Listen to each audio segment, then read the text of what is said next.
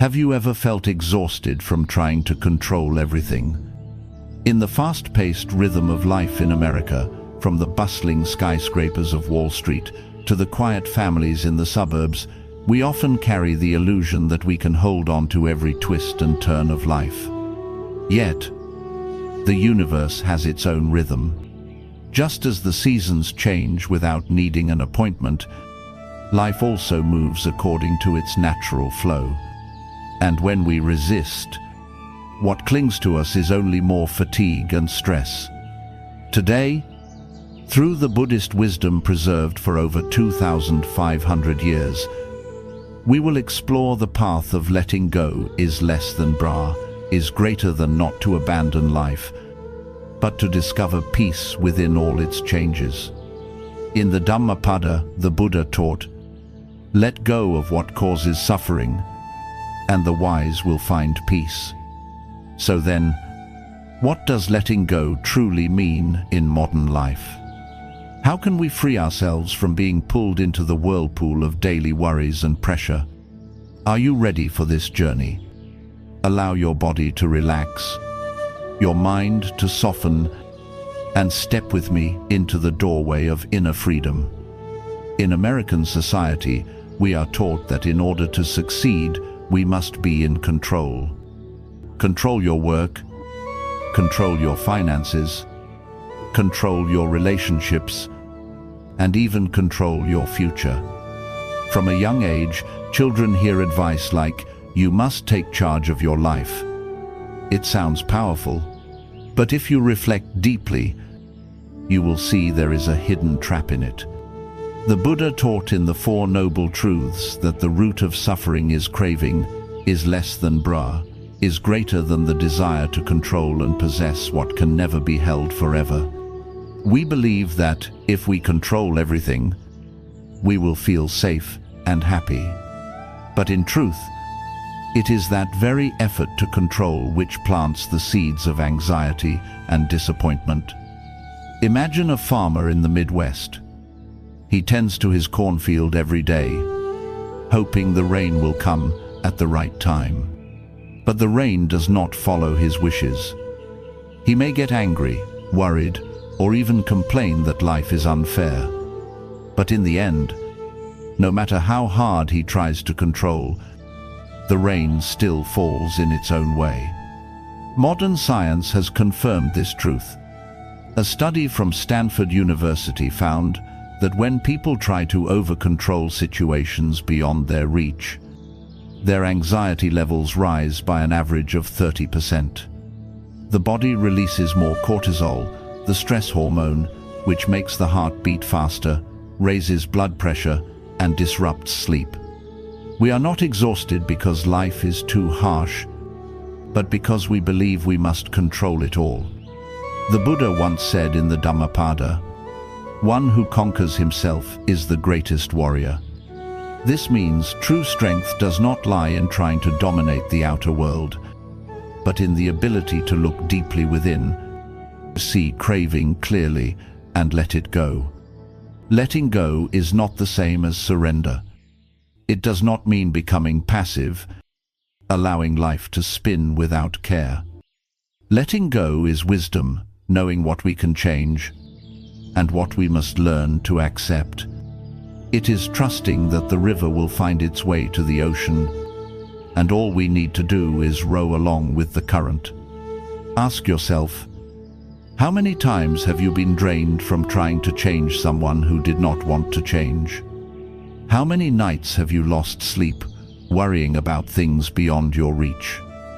And have you noticed that when you let go, even just a little, your heart already feels much lighter?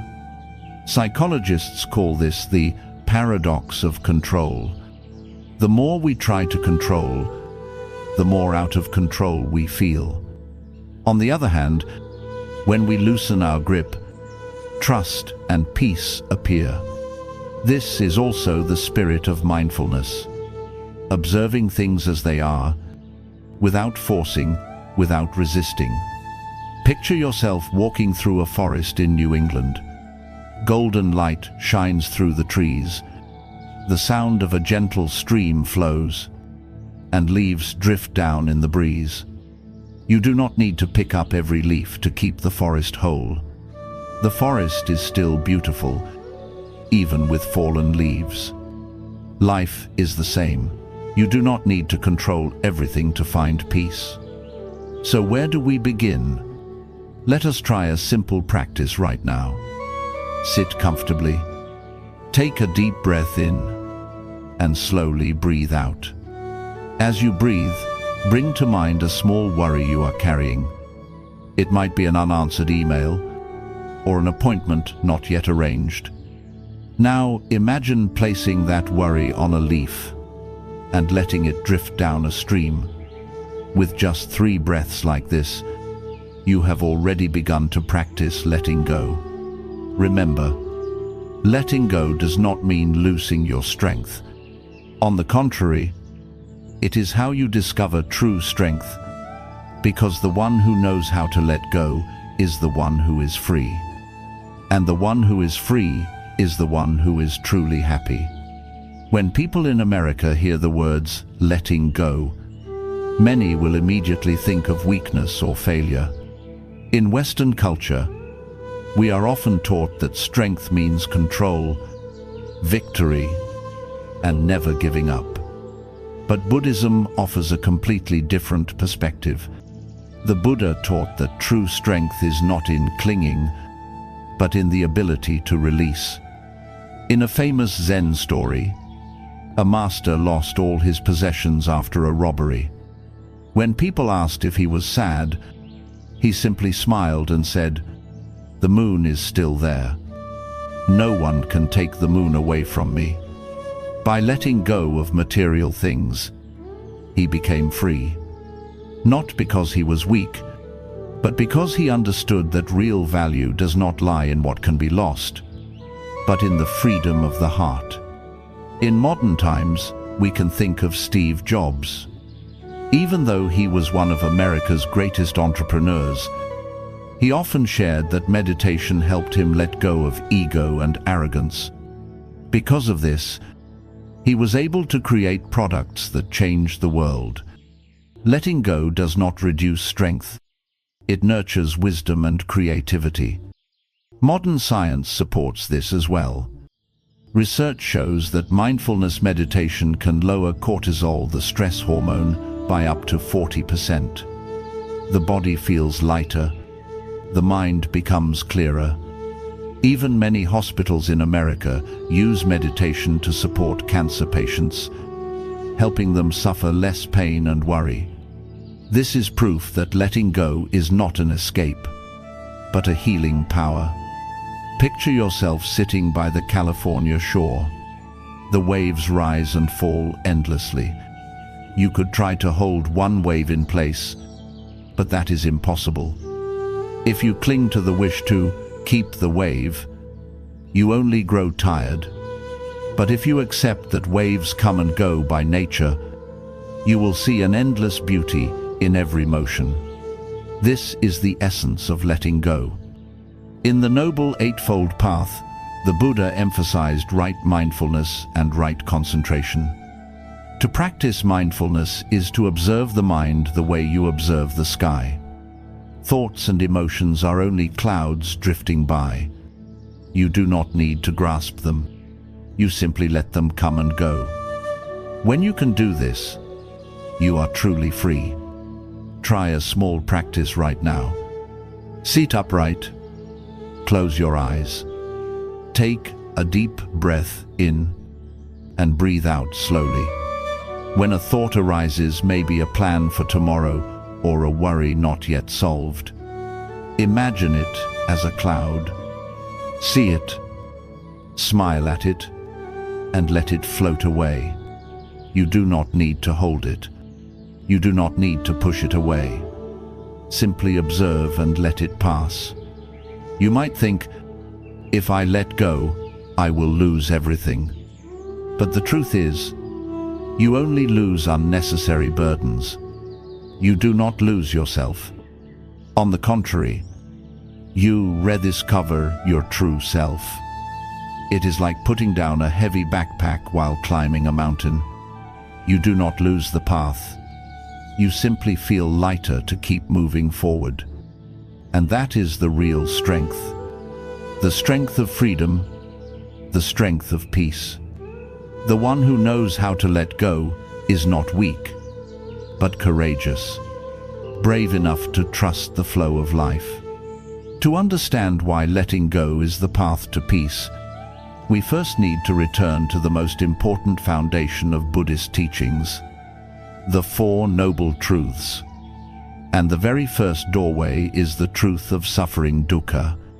When people in America hear the word suffering, they often think of major tragedies, loss, illness, war, or poverty. But the Buddha pointed out that suffering is not only found in these great events. It is present in our everyday lives, in the most ordinary experiences. Think about being stuck in traffic on the Los Angeles freeway. You are late for work, the clock keeps ticking, and stress and irritation rise within you. This too is suffering.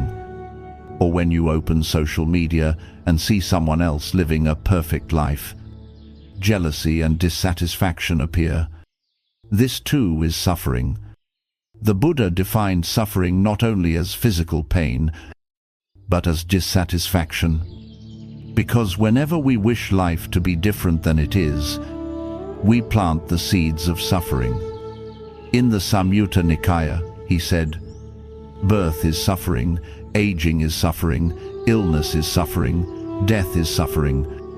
Sorrow, lamentation, pain, grief, and despair are suffering.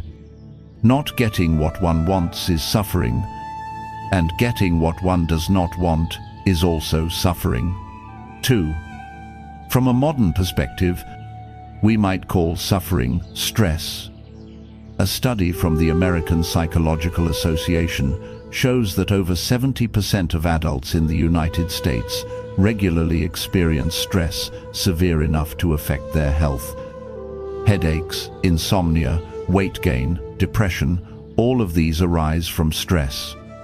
In other words, the truth of suffering is not some distant religious concept. It is the undeniable reality of modern life. Suffering does not discriminate between rich and poor. A Wall Street executive may suffer from losing $1 million deal. A suburban mother may suffer because her child does not listen. A college student may suffer from a bad grade. Suffering exists everywhere, from bustling New York to quiet small towns. So what does the Buddha ask us to do with this truth? He does not tell us to deny suffering, nor to complain about it. He teaches us to look directly at it, to observe it, to understand its nature. Because only when we acknowledge suffering can we discover the path to liberation. Like a doctor, before giving treatment, one must first diagnose the illness. The truth of suffering is that diagnosis. If we do not accept that life includes suffering, we will keep searching for happiness in illusions and end up with even greater disappointment. Take a real example, a young professional in Silicon Valley working in the tech industry. He believes that if he earns more stock options and a higher salary, he will finally be happy. But when he achieves it, he still feels empty and dissatisfied. This is the essence of suffering, the endless cycle of dissatisfaction.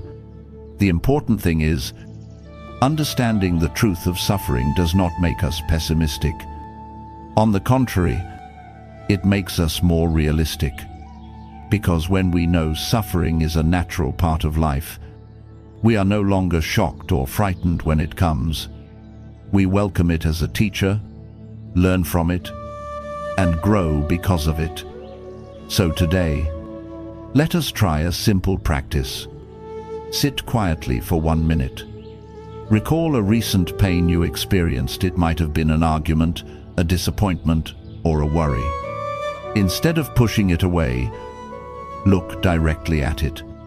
Tell yourself, this is suffering. Suffering is a part of life. Just by doing this, you have already taken the first step toward understanding the truth of suffering. After understanding that suffering is an undeniable truth of life, the Buddha pointed to the next step, the cause of suffering. He called this the noble truth of the origin of suffering. What is fascinating is that this cause is not out there, but right here in our own minds. It is craving, the constant desire, attachment, the demand that life must always go our way.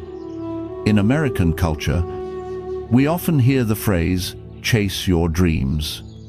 This is not wrong, but the problem comes when we cling so tightly to our dreams that we believe happiness only exists once we achieve them. At that very moment, we place ourselves into the cycle of suffering. For example, imagine a young man in New York who wants to own a luxury apartment. He works 12 hours a day, pouring all his energy into that goal. But even after he gets it, he fears losing it, fears not having enough money to keep it. Craving keeps him from ever being truly at peace. The Buddha defined it clearly. From craving arises sorrow, and from craving arises fear. One who is free from craving has no sorrow, no fear. Dhammapad. Modern science echoes this in its own way. A Harvard study found that people who tie their self-worth completely to career or possessions are more prone to depression. Why? Because their happiness depends on forces that are always changing. When the stock market drops, their mood collapses as well. Think about shopping habits. Many Americans feel good when buying something new, but that joy usually lasts only a few days, sometimes just a few hours. Then we crave more. This is the perfect picture of craving. It never stops. And craving is not only about material things. It is also attachment to status, to power, even to our image on social media. When someone likes our post, we feel happy. When fewer people respond, we feel worried or disappointed. Our mind swings like a pendulum, simply because we cling to the need for approval. In psychology, this is called the hedonic treadmill. You keep running but never arrive at the finish line. Because once one desire is satisfied, another immediately arises. The Buddha pointed out this cycle over 2,500 years ago. So what should we do?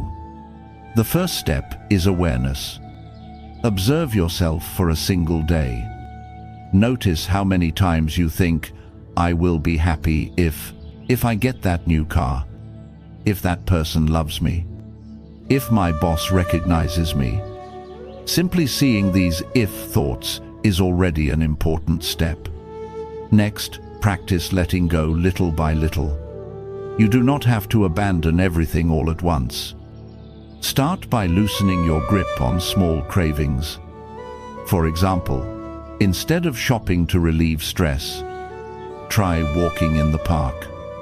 Instead of waiting for praise from others, acknowledge one good thing you did today. Here is a simple practice.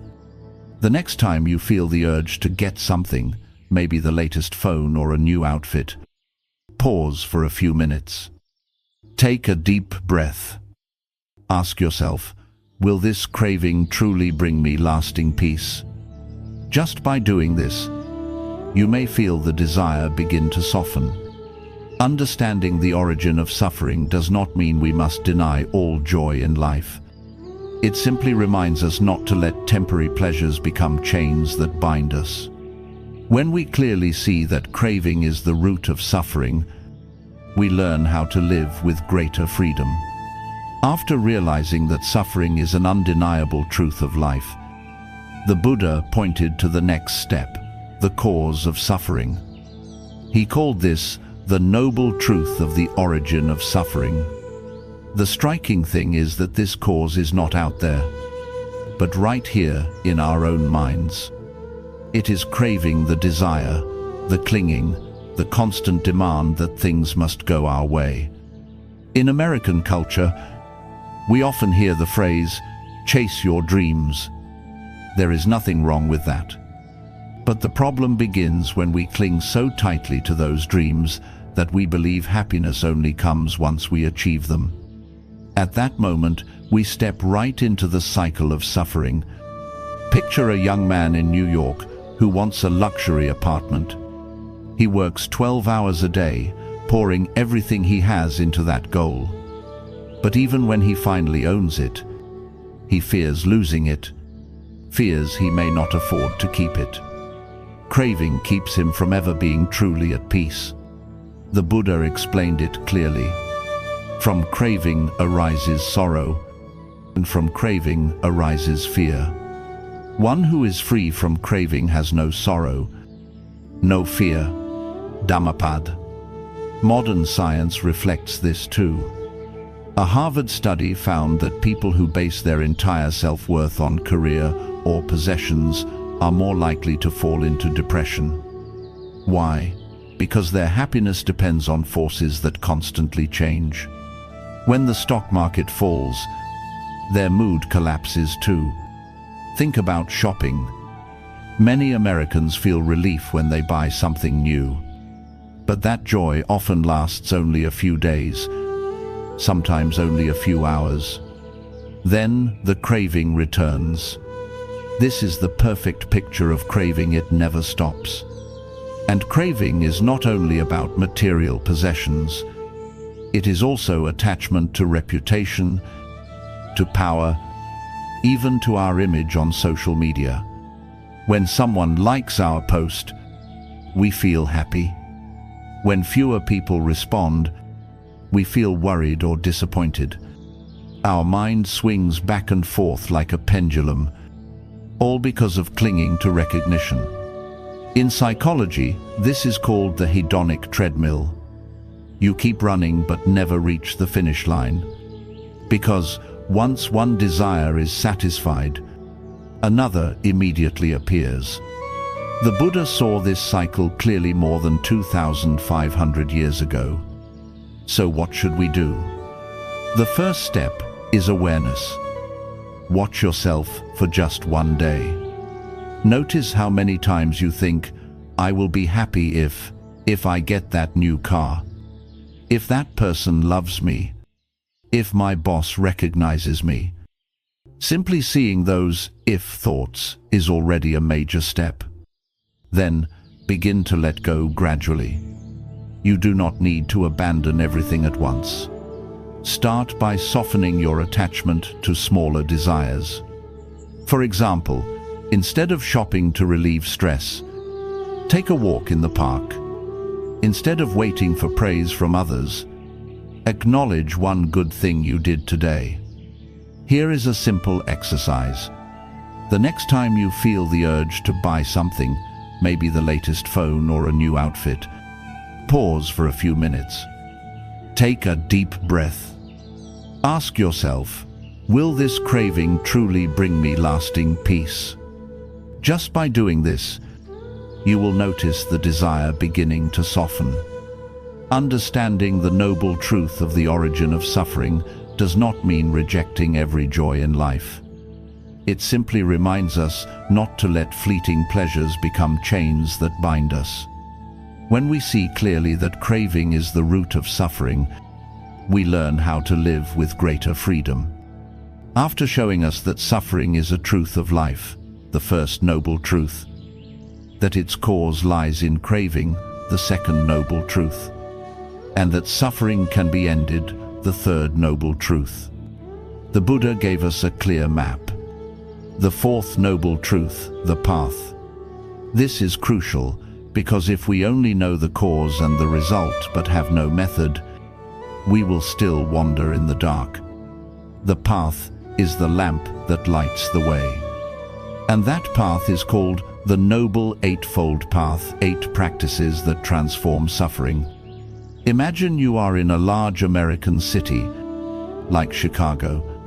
You know your destination, but without a map or GPS, you would get lost in the maze of streets.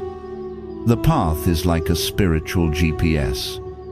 It guides us through the difficult turns of life, leading us to true peace. In the Dhammacakkappavattana Sutta, the Buddha declared, "This is the path that leads to the end of suffering, the Noble Eightfold Path." So, what are these 8 factors? They are right view, right intention, right speech, right action, right livelihood, right effort, right mindfulness, and right concentration. Here we will not go deeply into each factor yet, that will come later, but let us take a wide view. 1. Right view, seeing clearly the truth of impermanence, suffering, and non-self. This is the foundation of all steps. 2. Right intention, thoughts of compassion, letting go, and non-anger. 3. Right speech, speaking with honesty, kindness, and without division. 4. Right action, acting in wholesome ways, avoiding killing, stealing, and misconduct. 5. Right livelihood, choosing work that is honest and does not harm others. 6. Right effort, nurturing wholesome qualities, letting go of unwholesome ones. C. Right mindfulness, living with awareness in each moment. 8. Right concentration, training the mind to be steady, reaching deeper states of meditation. If life is like a garden, then the Eightfold Path is 8 tools to care for that garden. We water with mindfulness, pull weeds with effort, protect with right action, and light the way with right view. Modern science is beginning to confirm the power of these practices. For example, research from UCLA shows that daily mindfulness practice can significantly reduce symptoms of anxiety and depression. Meanwhile, a Harvard report shows that people who live with honesty and ethics in their careers are often happier and healthier. The important thing is, the path is not only for monks in monasteries, it is for everyone. A business person on Wall Street, a teacher in Texas, a doctor in California, all can apply it. Because these 8 factors are not separate from daily life. They are daily life. Here is a small practice to begin with. Tonight, before going to bed, write down one thing you said with right speech, a kind word, one thing you did with right action, a good deed, and one moment of right mindfulness, noticing your breath or your feelings. You will see that the path is not far away. It is present in each small choice. And with each step you take along this path, you move closer to the liberation the Buddha showed us. When stepping onto the Noble Eightfold Path, the Buddha placed right view at the very beginning. This is not by accident, because if our initial view is distorted, then every thought, word, and action that follows will struggle to be wholesome.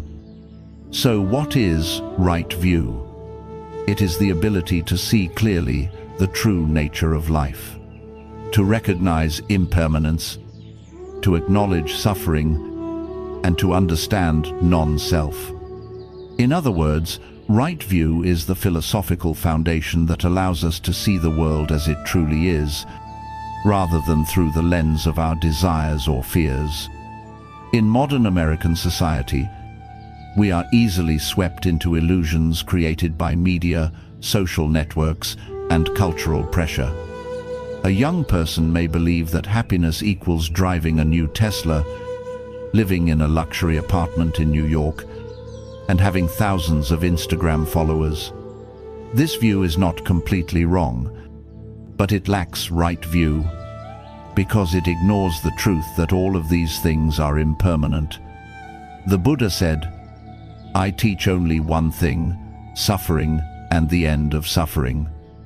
Right view is recognizing this truth, that, whether you are a billionaire or a worker, suffering still exists. And the path out of suffering does not lie in collecting more, but in understanding and letting go. Modern science confirms the power of a correct perspective. Research at Stanford University shows that people who see difficulties as opportunities to learn experience less stress than those who view them only as disasters. The way we see a problem shapes the way we live through it. This is the heart of right view. Here is a simple example. You are stuck in traffic on the highway. Without right view, you grow angry, complaining, "I am losing precious time." But with right view, you see that everything is impermanent. The line of cars will eventually move. You can use that moment to listen to a Dharma talk, to breathe deeply, or simply to observe how your mind reacts. The same situation, but two views create two very different lives. Right view also helps us loosen illusions about the self. In Western culture, the ego is often glorified. Be yourself, make your mark. But if misunderstood, this turns the ego into a heavy burden we feel forced to protect at all costs. Right view reminds us that the self is only a collection of body, emotions and thoughts, all of which are constantly changing. When we see this clearly, clinging to self softens and life feels lighter. Practicing right view can begin with small steps. For example, when you feel upset because things did not go your way, ask yourself, will this situation really last forever? Most of the time, the answer will be no. And the moment you see impermanence, suffering eases a little. Here is a simple exercise. 1. Each day, choose one situation you are facing. It could be a small worry, a sudden joy, or a big disappointment. 2. Write down the question, through what lens am I viewing this? 3. Then, try to see it again in the light of impermanence and non-self. With just a few rounds of practice, you will notice your mind becoming less extreme. After right view, the next factor in the Noble Eightfold Path is right intention, sometimes also called right thought or wise intention. If right view is the eyes that see the truth, then right intention is the heart that directs us to walk the right path. The Buddha taught that right intention has three main aspects. 1. The intention of letting go, not clinging to craving, power, or possessions. 2. The intention of compassion, cultivating kindness and care for others. 3. The intention of non-harming, not allowing thoughts that lead to harm for ourselves or for other beings. In American culture, we are often encouraged to think big, to dream big, and set high goals. This is not wrong. But if thinking big only circles around the ego, how to be more famous, earn more money, or prove we are better than others, then that is not right intention. For example, imagine a student in Boston who sets the goal of becoming a doctor. If his intention is to be admired by others, that thought is driven by ego. But if his intention is to ease the suffering of patients, that is right intention. The action may look the same, but the motivation is completely different.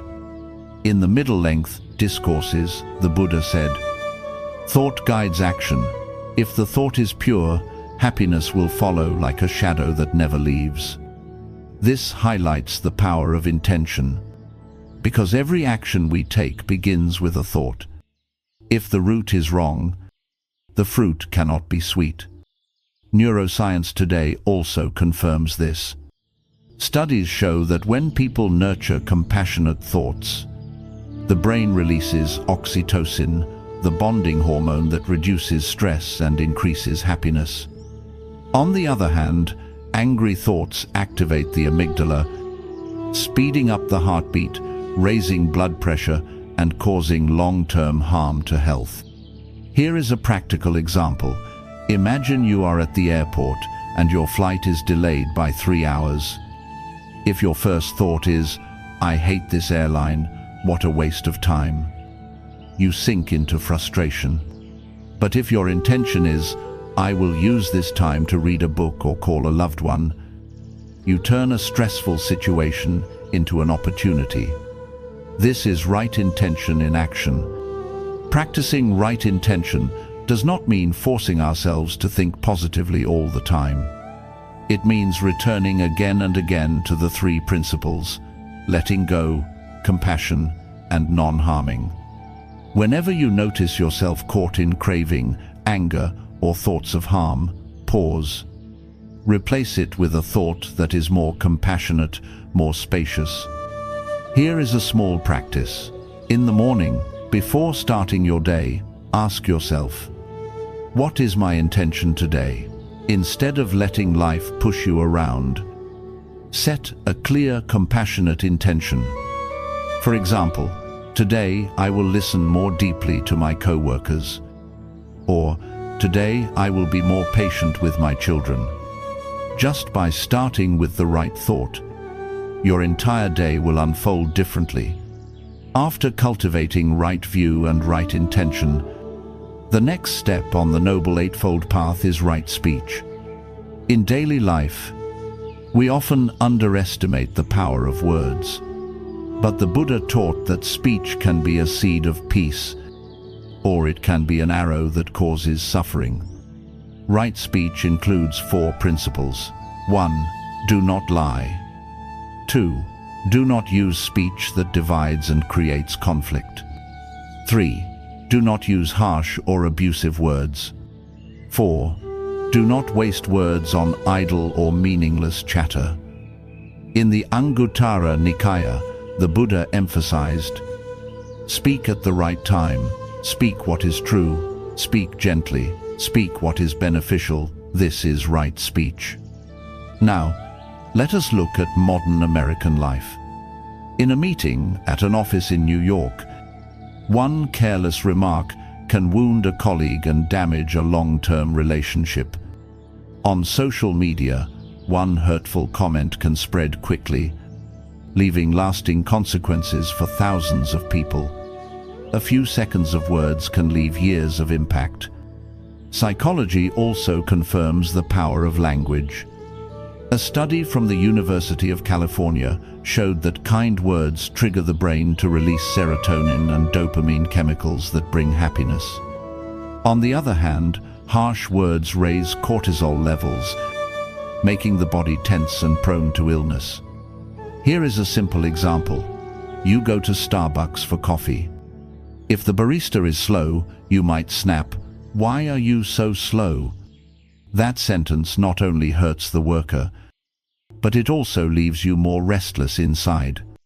But if you smile and say, "Thank you, I know you are doing your best," the other person feels appreciated, and your own heart feels lighter. Practicing right speech does not mean staying silent all the time. It means using words as a tool for healing. Sometimes a kind word of encouragement can change someone's life. Sometimes holding silence in a moment of anger can prevent a storm. In American culture, we place great value on freedom of speech. That is important.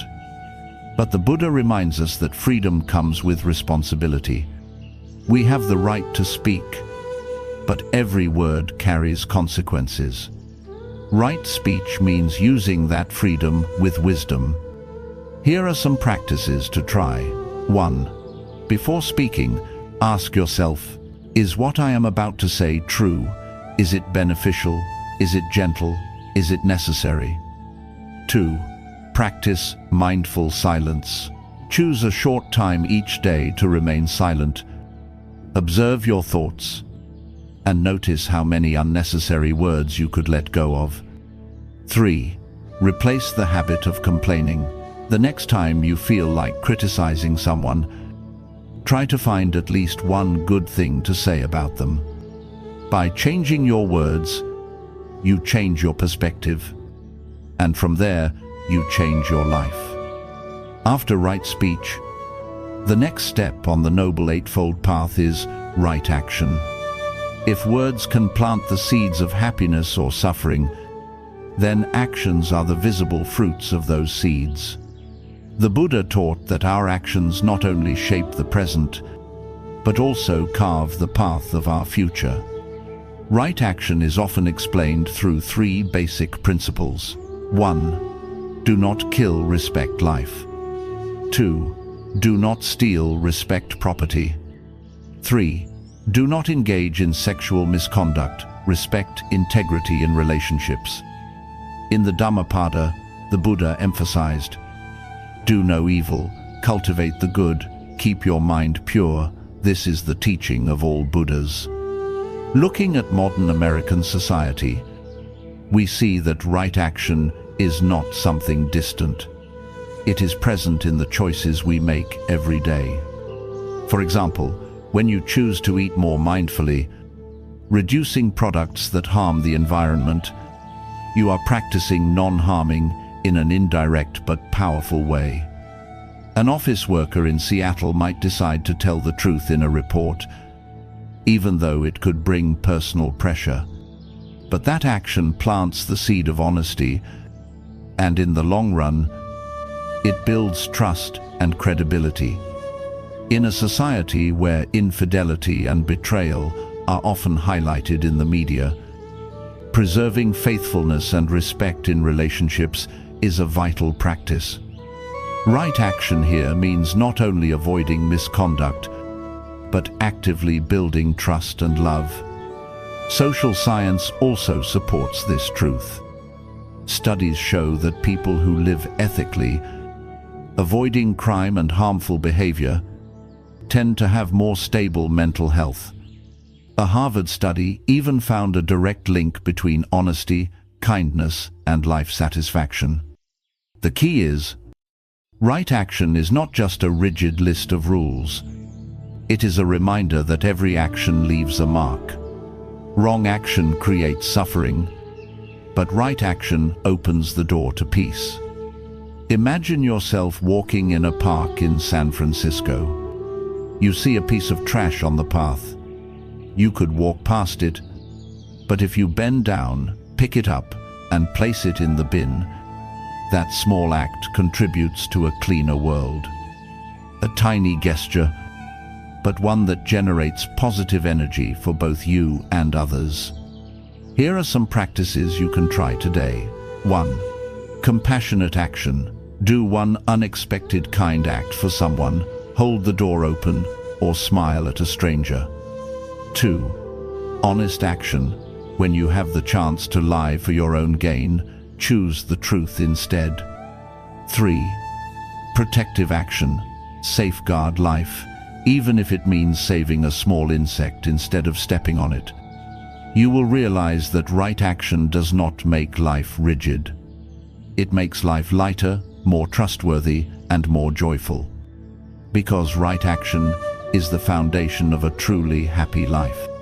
After moving through the Four Noble Truths and the first steps of the Noble Eightfold Path, we arrive at one of the most important concepts in Buddhism, Nirvana.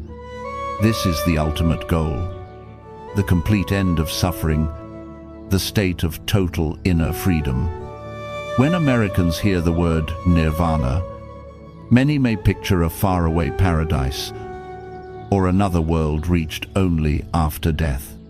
But the Buddha taught that Nirvana is not a place. It is a state of mind, and it can be touched here and now, in this very life. If we know how to release craving, anger, and ignorance. In the Dhammapada, it is written, Nirvana is supreme, peaceful, the end of all defilements.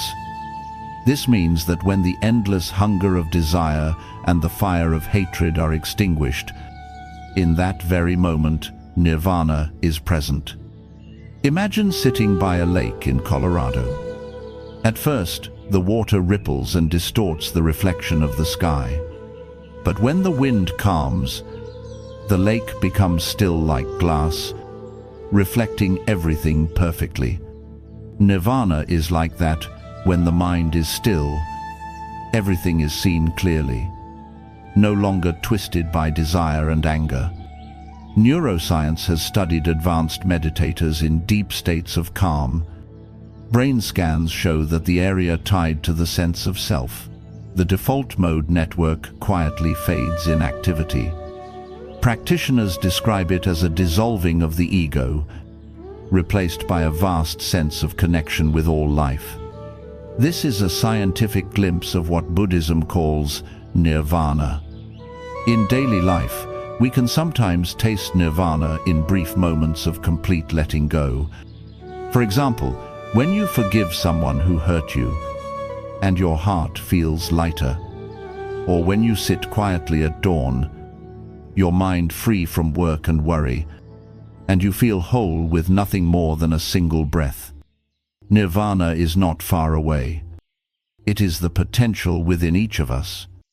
What is needed is steady practice through mindfulness, through meditation, through compassion, step by step, layer by layer. As defilements fall away, we move closer to nirvana.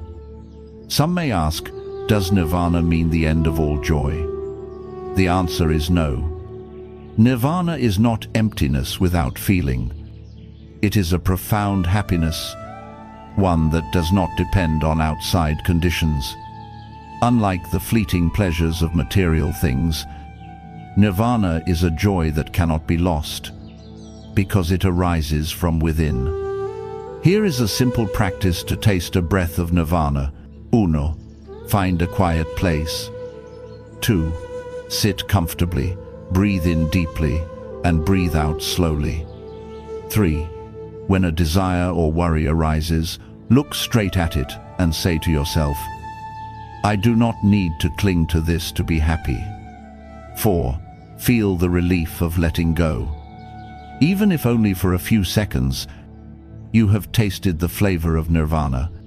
Nirvana is the ultimate goal of Buddhism, but it is not a far-off destination waiting at the end of the path. It can be present in each mindful moment. And each time we choose release over attachment, we step one more foot into the doorway of nirvana. After understanding nirvana, the ultimate destination of freedom, the Buddha also taught us about another fundamental reality: rebirth and karma. This is the vast picture that explains why beings continue to drift in the cycle of birth and death. Rebirth means the continuous process of beings being born, dying, and then being reborn. It is not just a religious idea, but also a way to express the truth of impermanence. Everything changes, nothing remains fixed. Death is not the end, but a doorway into another journey. Karma is the law of cause and effect within this cycle. Put simply, every action, every word, every thought plants a seed. That seed will bear fruit sometimes in the present, sometimes in the future. The Buddha once taught, beings are the owners of their deeds, the heirs of their deeds. This means we cannot escape the results of our own actions. Consider a familiar example. A young American who often loses his temper and speaks hurtful words to friends. Over time, his friends withdraw and relationships collapse. This is karma ripening in this very life.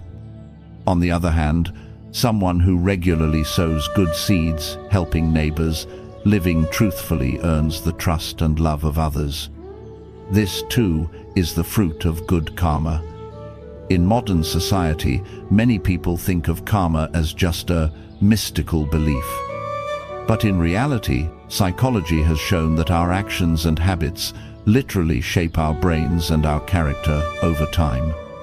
Someone who practices compassion often strengthens the brain regions linked to empathy. Meanwhile, someone who repeatedly cultivates anger reinforces the neural pathways of aggression. In other words, karma is not only a spiritual idea, it also mirrors how science explains habits and consequences. One Buddhist story tells of a king who asked the Buddha, "Why are some people wealthy while others are poor? Why do some live long while others die young?" The Buddha replied, "All of this arises from karma. Those who plant wholesome seeds reap good results. Those who plant harmful seeds reap suffering." This does not mean we should blame victims and say they deserve their pain. On the contrary, understanding karma is meant to deepen compassion because everyone is carrying the weight of past causes. We must respond with greater kindness and support. Here is a small practice for daily American life. When you encounter someone behaving rudely, instead of reacting immediately, remind yourself, this person is also living under the influence of their karma. Then, choose to respond with calmness and compassion. The wonder of karma is this: when we change the seeds we plant, we also change the cycle of our own rebirth. Every compassionate thought, every kind word, every wholesome action is a seed that moves us closer to liberation. After seeing that karma is the law of cause and effect guiding the cycle of rebirth, we may wonder, how does karma actually work? What gives a single thought or small action the power to shape an entire life? The Buddha explained that karma is not fixed destiny. It is a tendency built through repeated choices. Each time we act with craving, anger, or ignorance, we strengthen an unwholesome path. Each time we act with compassion, wisdom, and mindfulness, we create a wholesome path. Imagine walking in a forest in Oregon. At first, there is no trail. But if you keep walking the same direction again and again, a path forms. Our mind works the same way. Every thought, every word, every action is a single step. Repeated often enough, it becomes habit. And that habit determines where you go. That is the fruit of karma. In the Anguttara Nikaya, the Buddha taught, beings are the owners of their karma, heirs of their karma. Karma is their womb, their kin, their refuge. In other words, we are the result of what we repeatedly do. Modern neuroscience calls this neuroplasticity, the brain's ability to change. If you often react with anger, your brain strengthens the pathways of anger. If you train in mindfulness and compassion, your brain develops areas connected to peace and love. What the Buddha taught 2,500 years ago is now confirmed by science. Take a real-life example in America, someone who constantly complains and criticizes. At first, it is just a small habit. But over time, it shapes their character.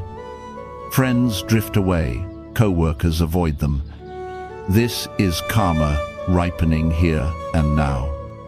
On the other hand, a person who often gives sincere praise and helps others gradually becomes well-loved. And when they need help, support naturally comes back. The key point to remember: karma is not punishment. It is a natural consequence.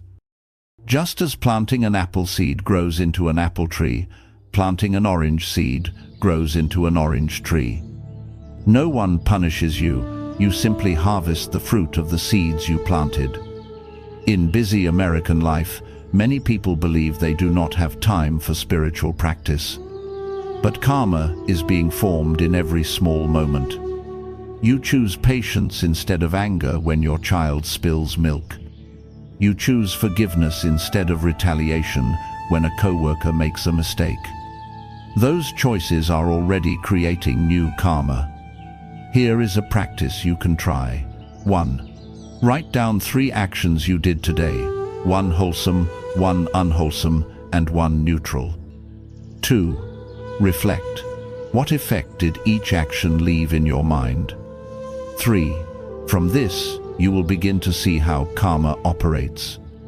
When we understand how karma is formed, we realize that our lives are not entirely bound by the past. We can plant new seeds right now and walk a different path. This is the liberating power of the Buddha's teaching on karma. When it comes to karma and rebirth, many Americans may feel this is a distant concept, something tied more to Asia than to Western life. But in truth, understanding karma is the key to breaking free from cycles of suffering here and now. Remember, karma is not a fixed sentence. It is a circle fueled by habits. And the wonderful news is, and that circle can be broken. The Buddha taught, if no new seeds are planted, the cycle of rebirth has nowhere to take root. This means that when we stop creating unwholesome karma, the loop of suffering begins to dissolve. Take a simple example, someone who always reacts with anger when criticized. Each time, they strengthen the habit of hot temper. But one day, if that person pauses, breathes deeply, and chooses silence instead of retaliation, in that very moment, the old loop is broken. A new path opens. In the Samyukta Nikaya, the Buddha compared karma to seeds. If you stop watering unwholesome seeds, they will not grow. If you nourish wholesome seeds, they will flourish. Liberation, then, is not something to wait for in a far-off future life. It is here, in the choices we make each day. Modern psychology has a similar concept called pattern interruption. When we change a familiar reaction, we open up new possibilities. For example, someone addicted to social media may reach for their phone every time they feel bored. If they replace that habit with a walk outside, they are breaking a karmic loop in their very life. Ask yourself, is there a cycle in my life that brings me suffering? It might be the stress cycle, working too much, burning out, then diving back into overwork. It might be the relationship cycle, repeating the same unhealthy patterns again and again. Recognizing the loop is the first step to freedom. Here is a simple practice. 1. Write down one habit that drains your energy. 2. The next time it arises, pause and take 3 deep breaths. 3. Replace the old reaction with a new action, more compassionate, more mindful. For example, instead of yelling at your child when they make a mistake, explain gently. With just one change, you have broken an old loop and created new karma. The essential truth is this: liberation is not escaping life. It is the ability to live without being trapped by old cycles. A business person in New York can still work hard, but if he is no longer obsessed by endless ambition, he has already stepped partly out of the wheel of rebirth. The Buddha realized that the cycle can be broken completely, that is nirvana. But even if we have not reached nirvana yet, each time we break one small loop, we taste freedom. After understanding karma and the cycle of rebirth, the Buddha pointed to the most important tool for breaking free from these loops: meditation. Meditation is not something mystical. It is a simple practice that helps the mind become calm and clear. Many Americans think meditation means sitting cross-legged for hours in silence. In truth, meditation can begin with just a few minutes of mindfulness. The Buddha once said, "A mind that is trained brings happiness." So, what is meditation? It is the training of the mind to return to the present moment, instead of wandering in the past or worrying about the future. When the mind rests in the present, it becomes calm and clear like a windless lake. Imagine someone living in New York. Each day, they face pressure from work, the sound of car horns, the endless schedule. Their mind feels as tight as a stretched string. But by simply sitting down for 5 minutes, breathing deeply, they can already feel a different kind of peace. Modern science has studied meditation widely. A Harvard study showed that just 8 weeks of mindfulness practice can thicken the areas of the brain linked to memory and learning, while reducing activity in regions connected to anxiety. This proves that meditation not only benefits mental health, but can physically reshape the brain. There are many methods of meditation, but let us begin with something simple: breath meditation. Let us practice together now. 1. Sit upright but relaxed. 2. Close your eyes and bring attention to your breathing. 3. Inhale deeply, noticing the air entering. 4. Exhale slowly, feeling tension leave your body. 5. When the mind wanders, gently guide it back to the breath. Just 5 minutes a day is enough to begin noticing change. The mind grows less tense, sleep deepens, and focus improves. A real-life example: many large companies in America, such as Google and Apple, have introduced meditation into their employee training programs. They found that meditation not only reduces stress, but also increases creativity and productivity. This shows that meditation is not separate from daily life. It can flow naturally into both work and family. Meditation also reveals a deeper truth. Our mind is not the thoughts that come and go. The mind is like the sky, and thoughts are only passing clouds. When we stop chasing the clouds, we can see the clear blue sky that was always there. Here are a few simple practices.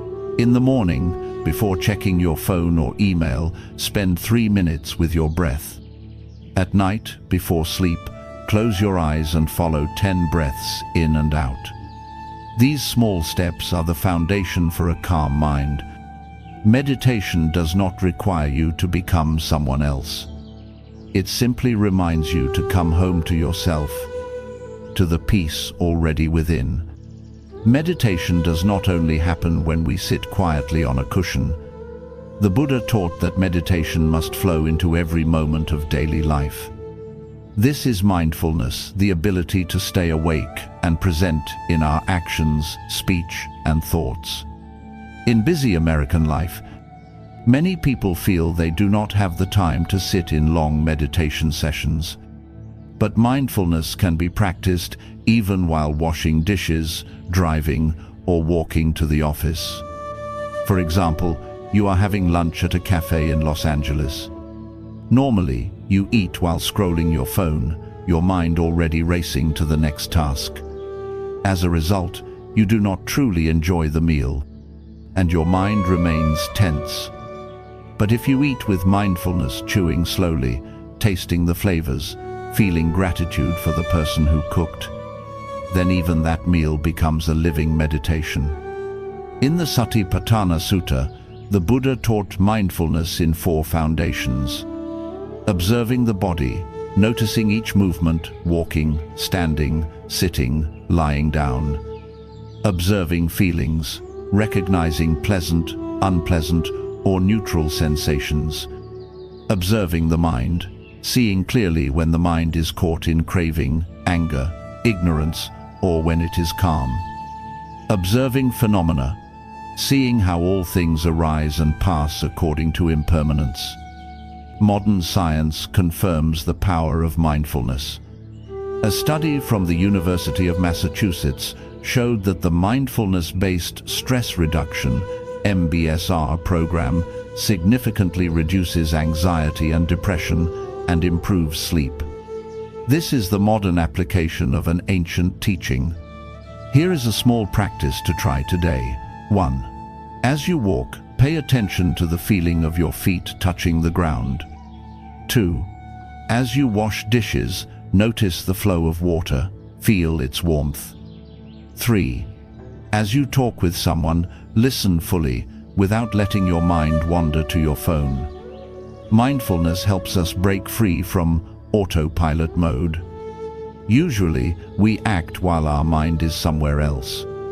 We eat without tasting, we drive while thinking about the next meeting. As a result, we lose the very life unfolding in the present.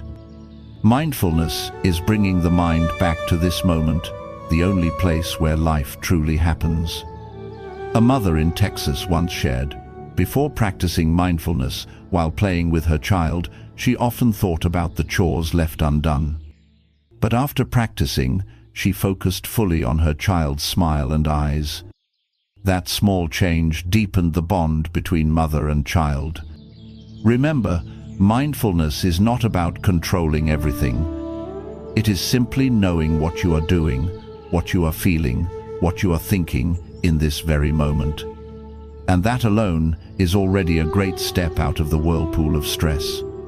In the Noble Eightfold Path, after cultivating right mindfulness, the Buddha pointed us to a deeper step. Right concentration, also known as samadhi, the state of a focused and steady mind. If mindfulness is like a lamp that lights up the whole room, concentration is like a laser beam, sharp, powerful, penetrating. This is the strength that helps the mind overcome distraction and enter profound stillness.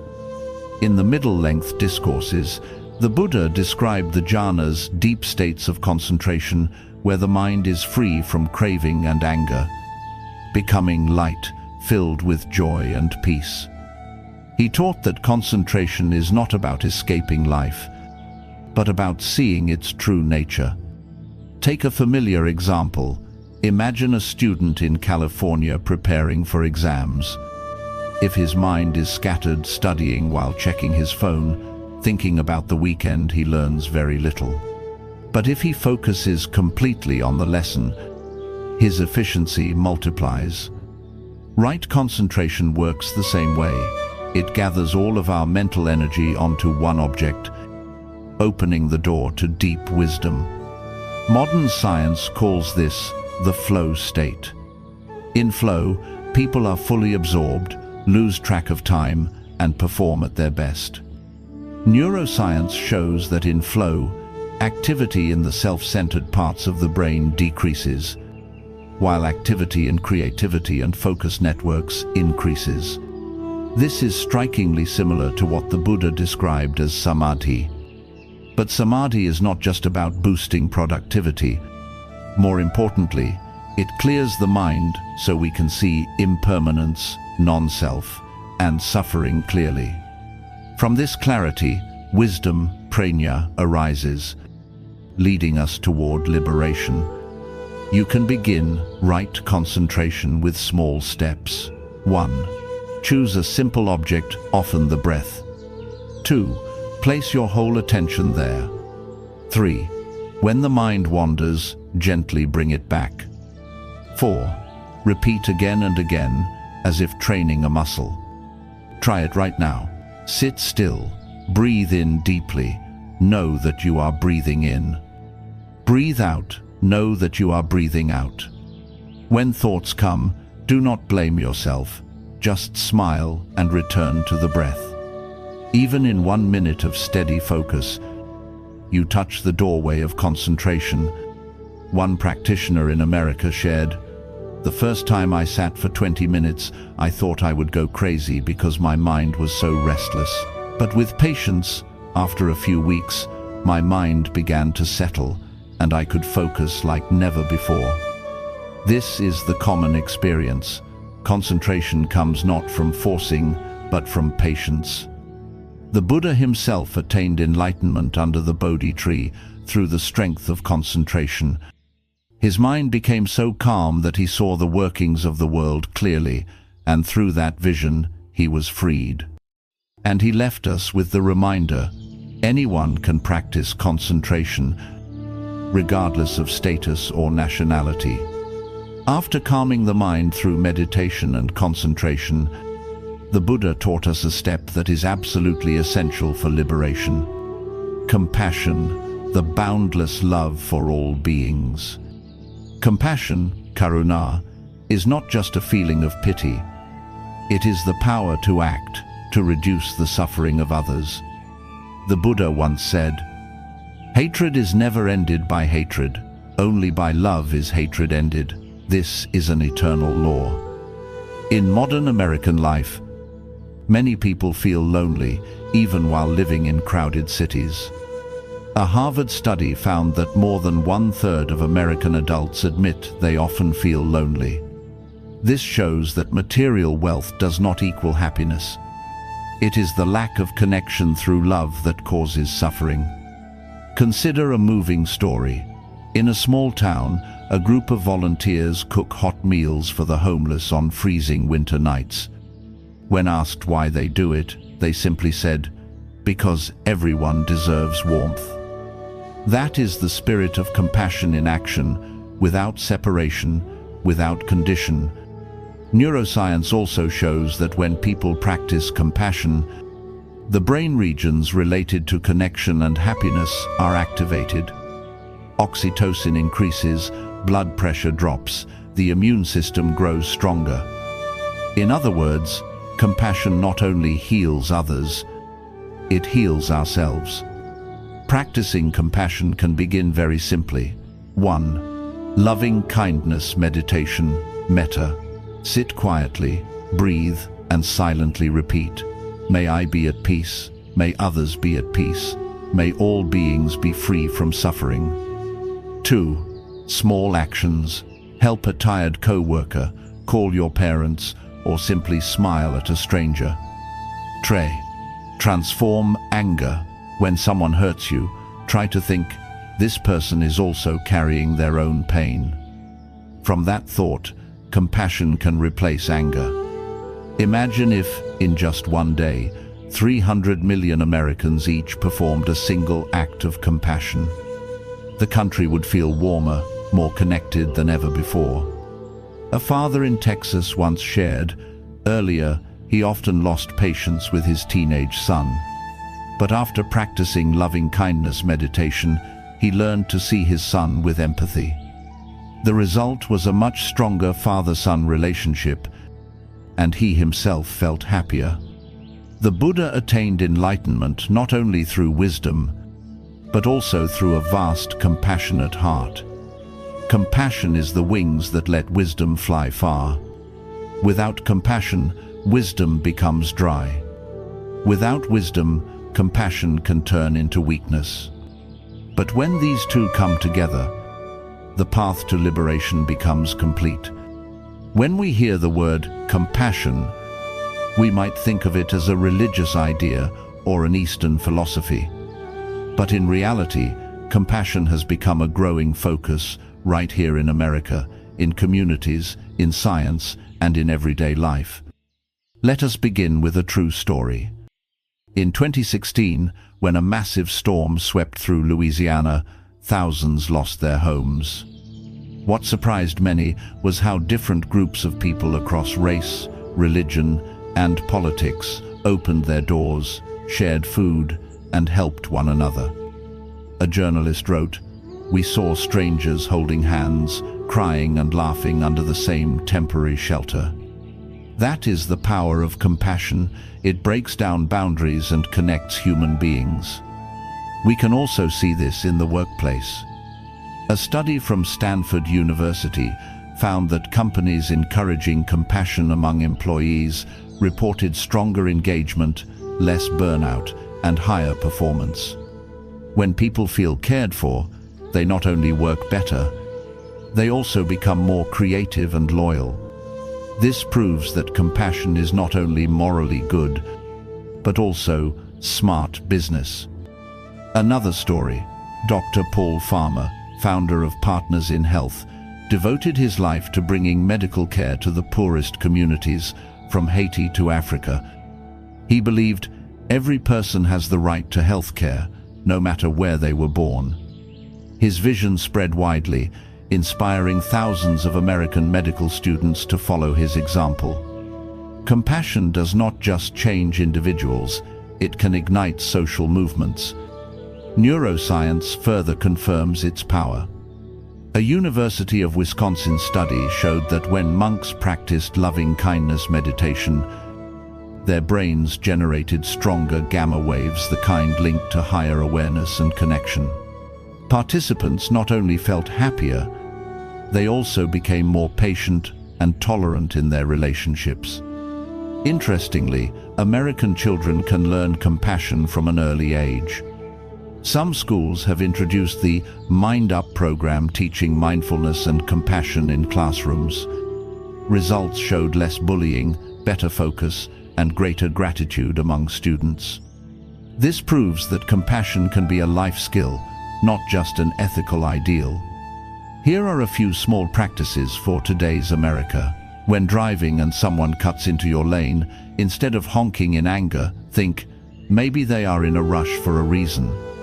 When standing in a long supermarket line, instead of being frustrated, smile at the person in front of you. Such small gestures, when multiplied, can transform the whole atmosphere of society. The Buddha once taught, just as a mother protects her only child with her life, so should one cultivate boundless love for all beings.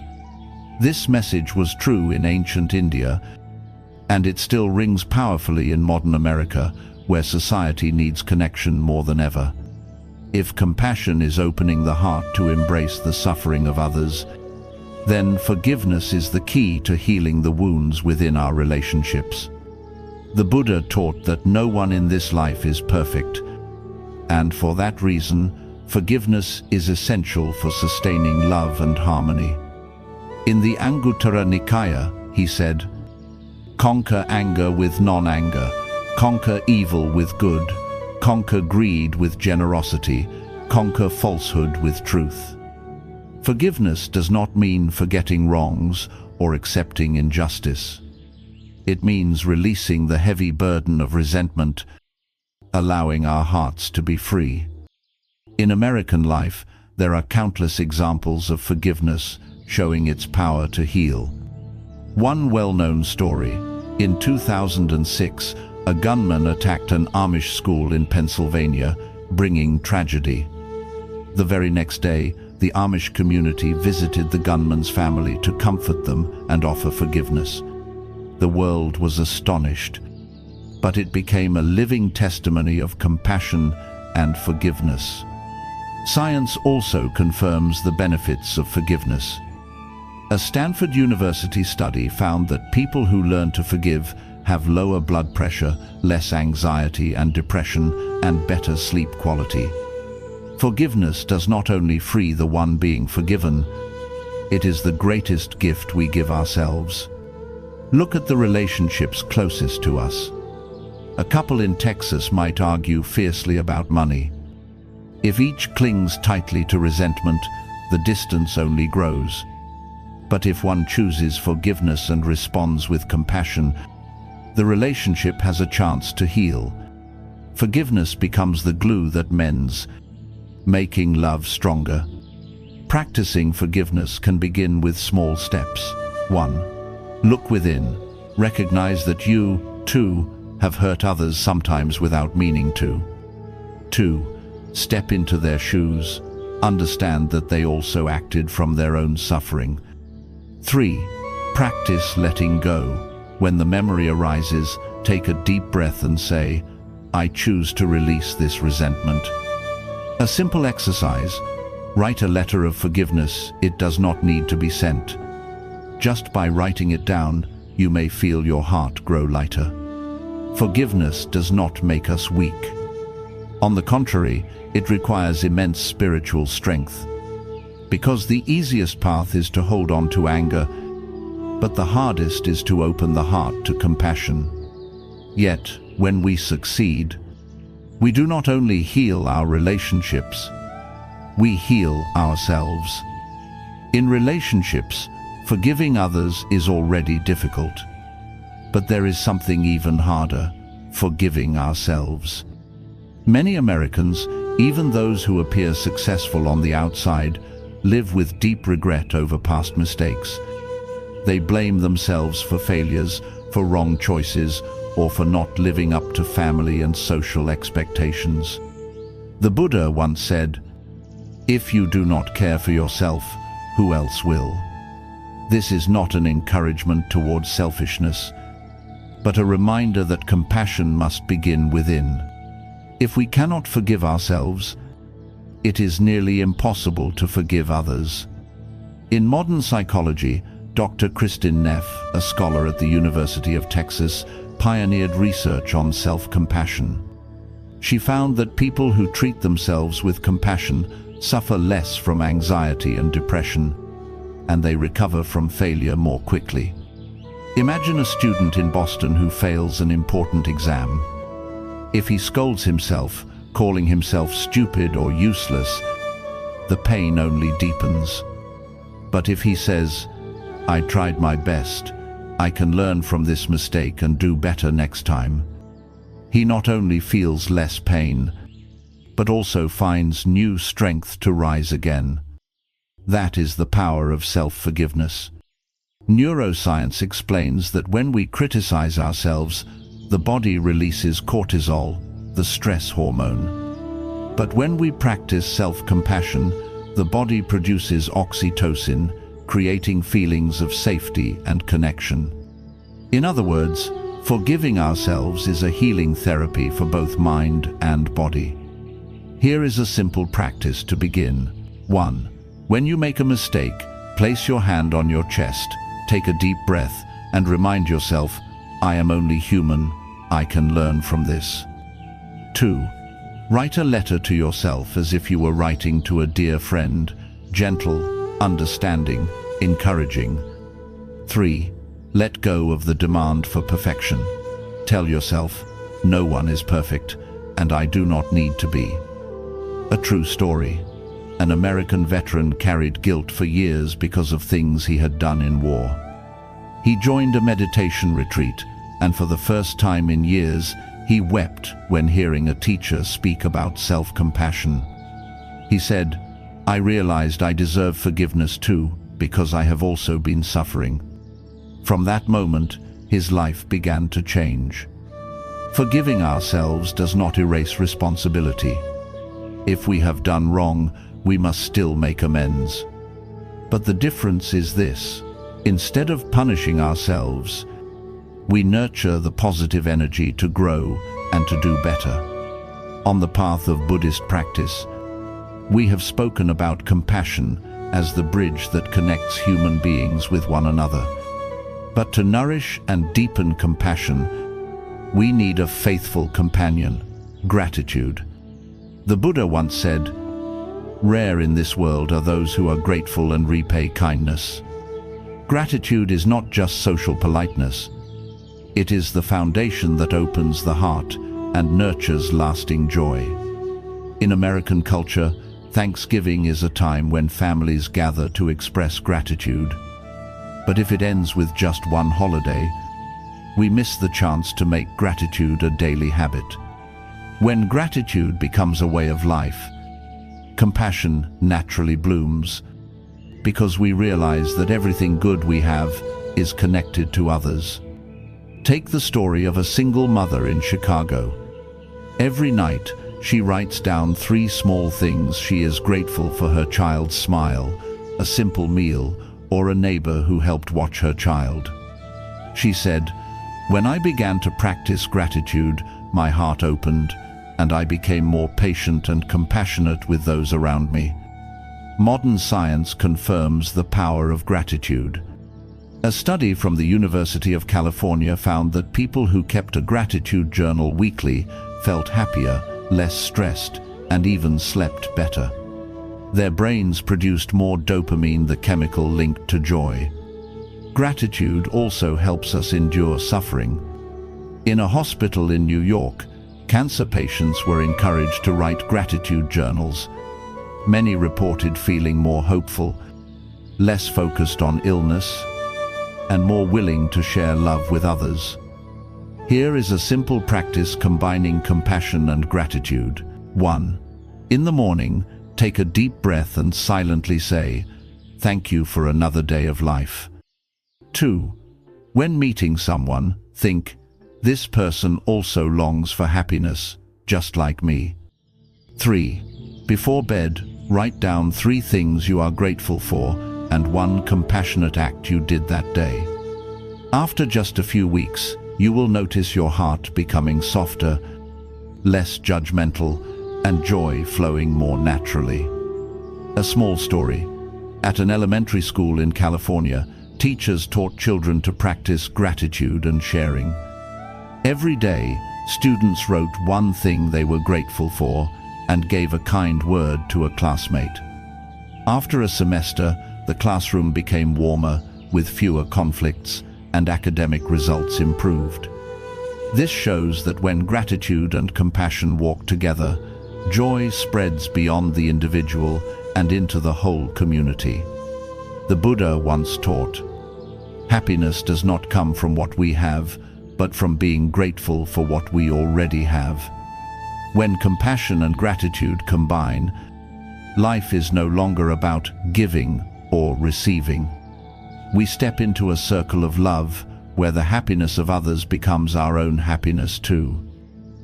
One of the most profound and also most challenging teachings of the Buddha is the doctrine of non-self, anatta. The Buddha taught that what we usually call I, this body, these feelings, these thoughts, are actually just a collection that is constantly changing. There is no permanent, fixed, or eternal self. For many Americans, this can be hard to accept. Western culture often emphasizes, be yourself, follow your dreams, make your mark in the world. The self is celebrated as the center of all success. But the Buddha invites us to look deeper. Does this self truly exist independently? Try a small experiment. Close your eyes and observe your mind for 1 minute. You will notice emotions shifting constantly, sometimes joy, sometimes sadness, sometimes worry, sometimes calm.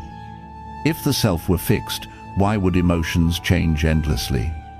In the discourse on the characteristic of non-self, the Buddha said, "Form is not self, feeling is not self, perception is not self, mental formations are not self, consciousness is not self." He was not denying existence, but pointing out that what we call I is only a process without a permanent core behind it. Modern neuroscience reaches a similar conclusion. Researchers show that the self we feel is actually produced by many brain regions working together. There is no single center called self. This is remarkably close to what the Buddha taught over 2,500 years ago. Why is understanding non-self important? Because most suffering arises from defending this fragile self. When someone insults us, we feel hurt. When someone praises us, we feel inflated. But if we realize there is no fixed self to be insulted or praised, we become far more free. Take a real-life example. A Wall Street employee is laid off. If he equates his entire worth with his career, the shock can devastate him. But if he sees clearly, this job is not me, it is only part of my experience, he can stand back up and move in a new direction with less suffering. Practicing non-self does not mean denying yourself. It means seeing that everything, body, emotions, thoughts, reputation, arises and passes away. We don't need to cling to any part of it, and that is what brings true freedom. Here's a simple exercise. 1. When you feel offended, pause and ask, who is really offended? 2. Watch how that feeling shifts within minutes. 3. Recognize that the emotion comes and goes, it is not me. The Buddha once said, as a bubble, as a mirage, so should you see all things. Non-self does not make life meaningless. It helps us cherish each moment even more. Because when we know all is fragile, every present moment becomes infinitely precious. When people hear about non-self, many still think it is just an abstract philosophy. But in reality, this teaching can be applied in very practical ways in daily life, especially in how we label ourselves and others. In America, society often classifies people with labels: successful or failed, rich or poor, white or black, conservative or liberal, good or bad. We also label ourselves, I am an introvert, I am a failure, I am a victim. These labels may give a temporary sense of identity, but in the long run, they trap us in a false idea of self. The Buddha reminded us that this self is only a collection of many elements: body, feelings, perceptions, mental formations, and consciousness, all of which are impermanent. If everything changes, why must we confine ourselves to a single label? For example, a student in California fails a math exam and thinks, "I am bad at math." That label follows him for years, destroying his confidence. But if he understands non-self, he sees that the exam result only reflects one moment, not his fixed identity. This insight allows him to let go of the label and continue learning with an open mind. In relationships, labels also create suffering. When we call someone a bad person, we lock them inside their past and deny their chance to change. Mindfulness of non-self reminds us that everyone can change because human nature is not fixed. Modern psychology calls this the growth mindset. Dr. Carol Dweck of Stanford University has shown that people who believe they can change are more successful and happier than those who believe they are fixed as they are. This is very close to the spirit of non-self. We are not limited by any label because we are always in the flow of change. Here is a moving story. A former prisoner in Chicago, after release, joined a community re-entry program. Instead of continuing to live under the label criminal, he learned to see himself as a changing human being who wanted to contribute. Now he works as a mentor for at-risk youth. He says, "I am no longer defined by the label criminal. I am someone who can love and help." Here is a simple practice. 1. Write down 3 labels you often place on yourself. 2. Ask, is this really fixed, or is it just a temporary experience? 3. Then, try living one day without being controlled by that label. For example, instead of thinking, "I am an anxious person," say, "Today I am experiencing anxiety, but it does not define me." This shift in language can open up tremendous freedom. The Buddha once said, "Just as the lotus rises from the mud unstained, a human being can rise above all the labels of life." Non-self does not erase your personality. It simply shows you that you are not limited, and neither is anyone else. One of the places where the teaching of non-self becomes most alive is in relationships. We often think that love and family must be tied to possession. This is my child, this is my spouse, this is my best friend. But if we look deeply, we see that clinging to the word my is the root of much suffering. The Buddha once taught, "Craving is the rope that binds beings to the wheel of samsara." When we see others as mine, we begin to want to control them according to our own desires. And when they do not act as we expect, we feel disappointed, angry, or betrayed. In American society, many couples struggle because of this possessiveness. A husband may want his wife to devote all her time to the family, while she wishes to grow in her career. If the husband sees his wife as his property, conflict will only deepen. But if both understand that each person is a free being, walking side by side but not belonging to each other, love becomes lighter and more enduring. Another example, parents often label their child as my son or my daughter and expect them to succeed by society's standards. But when the child chooses a different path, say art instead of medicine, parents may feel hurt because my child didn't follow my wish. If they apply non-self, they see the child is not a possession, but a human being with the right to walk their own path. Modern psychology also shows that relationships built on control often lead to anxiety and stress. In contrast, Relationships rooted in mutual respect and non-possessiveness bring lasting happiness. A moving story.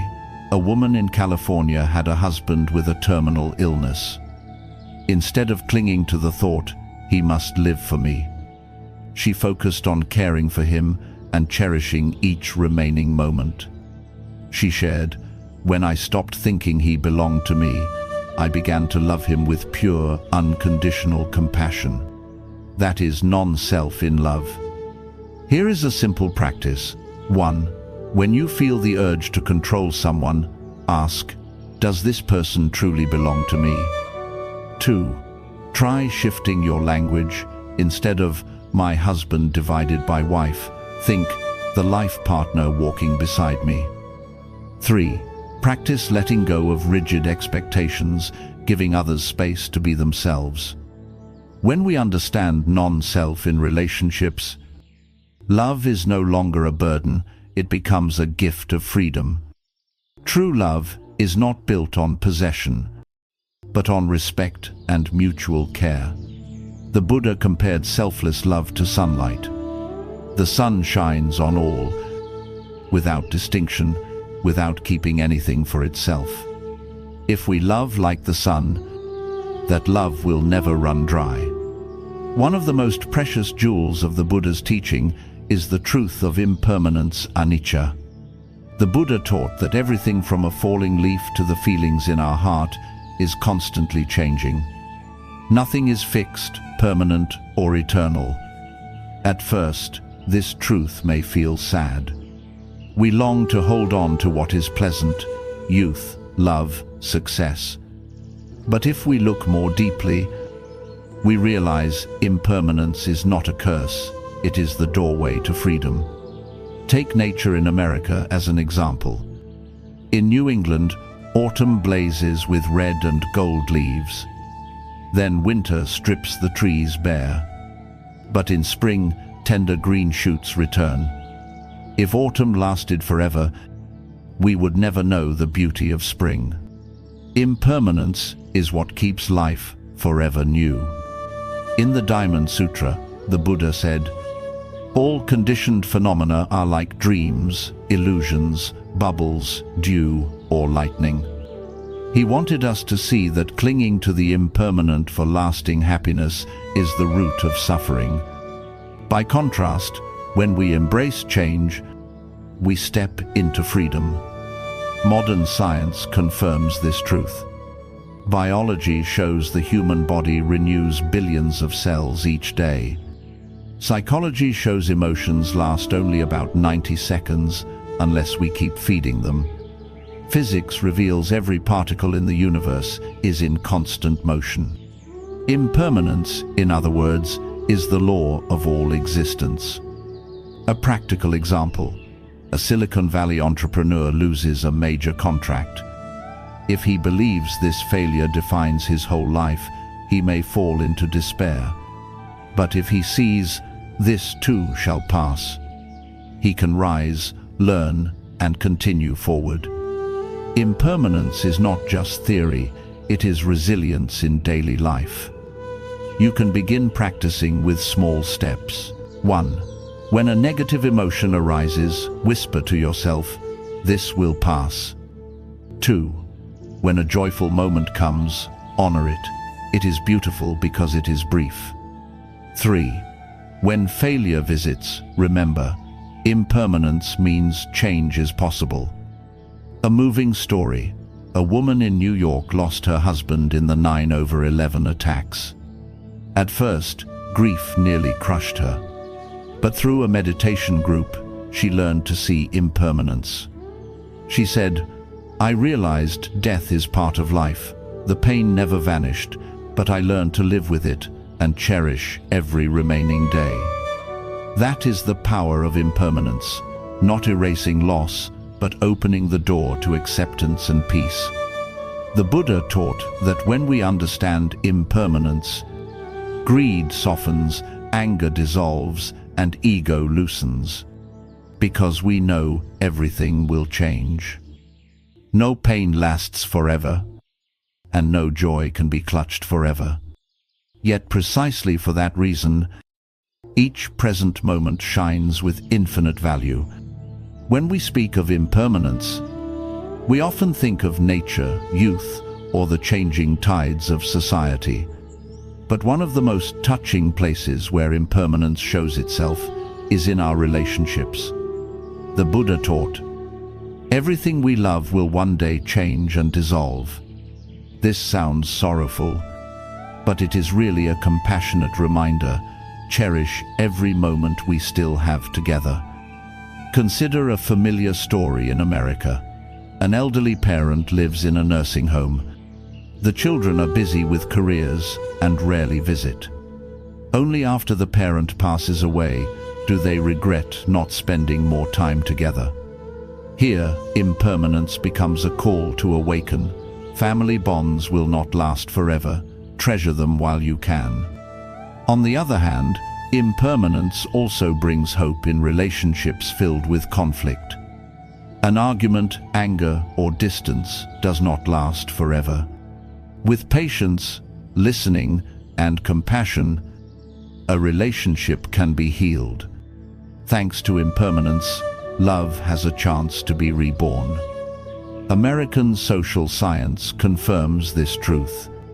Dr. John Gottman, a leading marriage researcher, found that couples who cherish small moments cooking together, walking, or simply smiling at each other tend to last longer. These little gestures are ways of honoring impermanence and living fully in the present. Imagine a couple strolling through Central Park in autumn. Golden leaves fall, the air turns crisp. If they assume this moment will repeat endlessly, they may overlook its beauty. But if they realize autumn will pass and love too must be nurtured each day, then every step side by side becomes sacred. A sampler practice. 1. Each evening, spend at least 5 minutes looking into the eyes of your loved one and saying words of gratitude. 2. In conflict, whisper to yourself, "This anger is impermanent, it will pass." 3. In happiness, remind yourself, "This moment is precious, live it fully." A moving story. A husband in California lost his wife to cancer. He said, "I wish I had held her more often," said, "Thank you more often." This is the regret of many who come face to face with impermanence. Yet, it is also a reminder for us to cherish now, while we still have the chance. The Buddha taught that understanding impermanence does not make us pessimistic. It softens our hearts, making us more tender, more loving. Because when we know nothing lasts forever, we love with our full presence, here and now. When people first hear about impermanence, many feel afraid, because change often feels like loss. But if we look deeper through the Buddha's teaching, we see that impermanence does not only take away, it also gives. It becomes the very force that builds resilience. The Buddha compared life to a flowing river. The water never stands still, and because it moves, the river never dies. Human beings are the same. Through change, we learn to rise after failure and grow stronger than before. Think of America during the 2008 financial crisis. Families lost homes, businesses collapsed. Yet from that rubble, those who accepted impermanence rebuilt, launching new ventures, finding new paths. Many entrepreneurs later admitted it was the crisis that forged their resilience. Psychology calls this post-traumatic growth. A study from the University of North Carolina found that people who treat loss as an opportunity to learn often emerge more resilient and more joyful. This is the heart of Buddhism. Impermanence reminds us that hardships pass, and in the passing, we are transformed. A moving story. A woman in New Orleans lost everything in Hurricane Katrina. At first, she thought her life was over. But with support from her community and the insight of impermanence, she rebuilt. Today, she leads a non-profit helping families after disasters.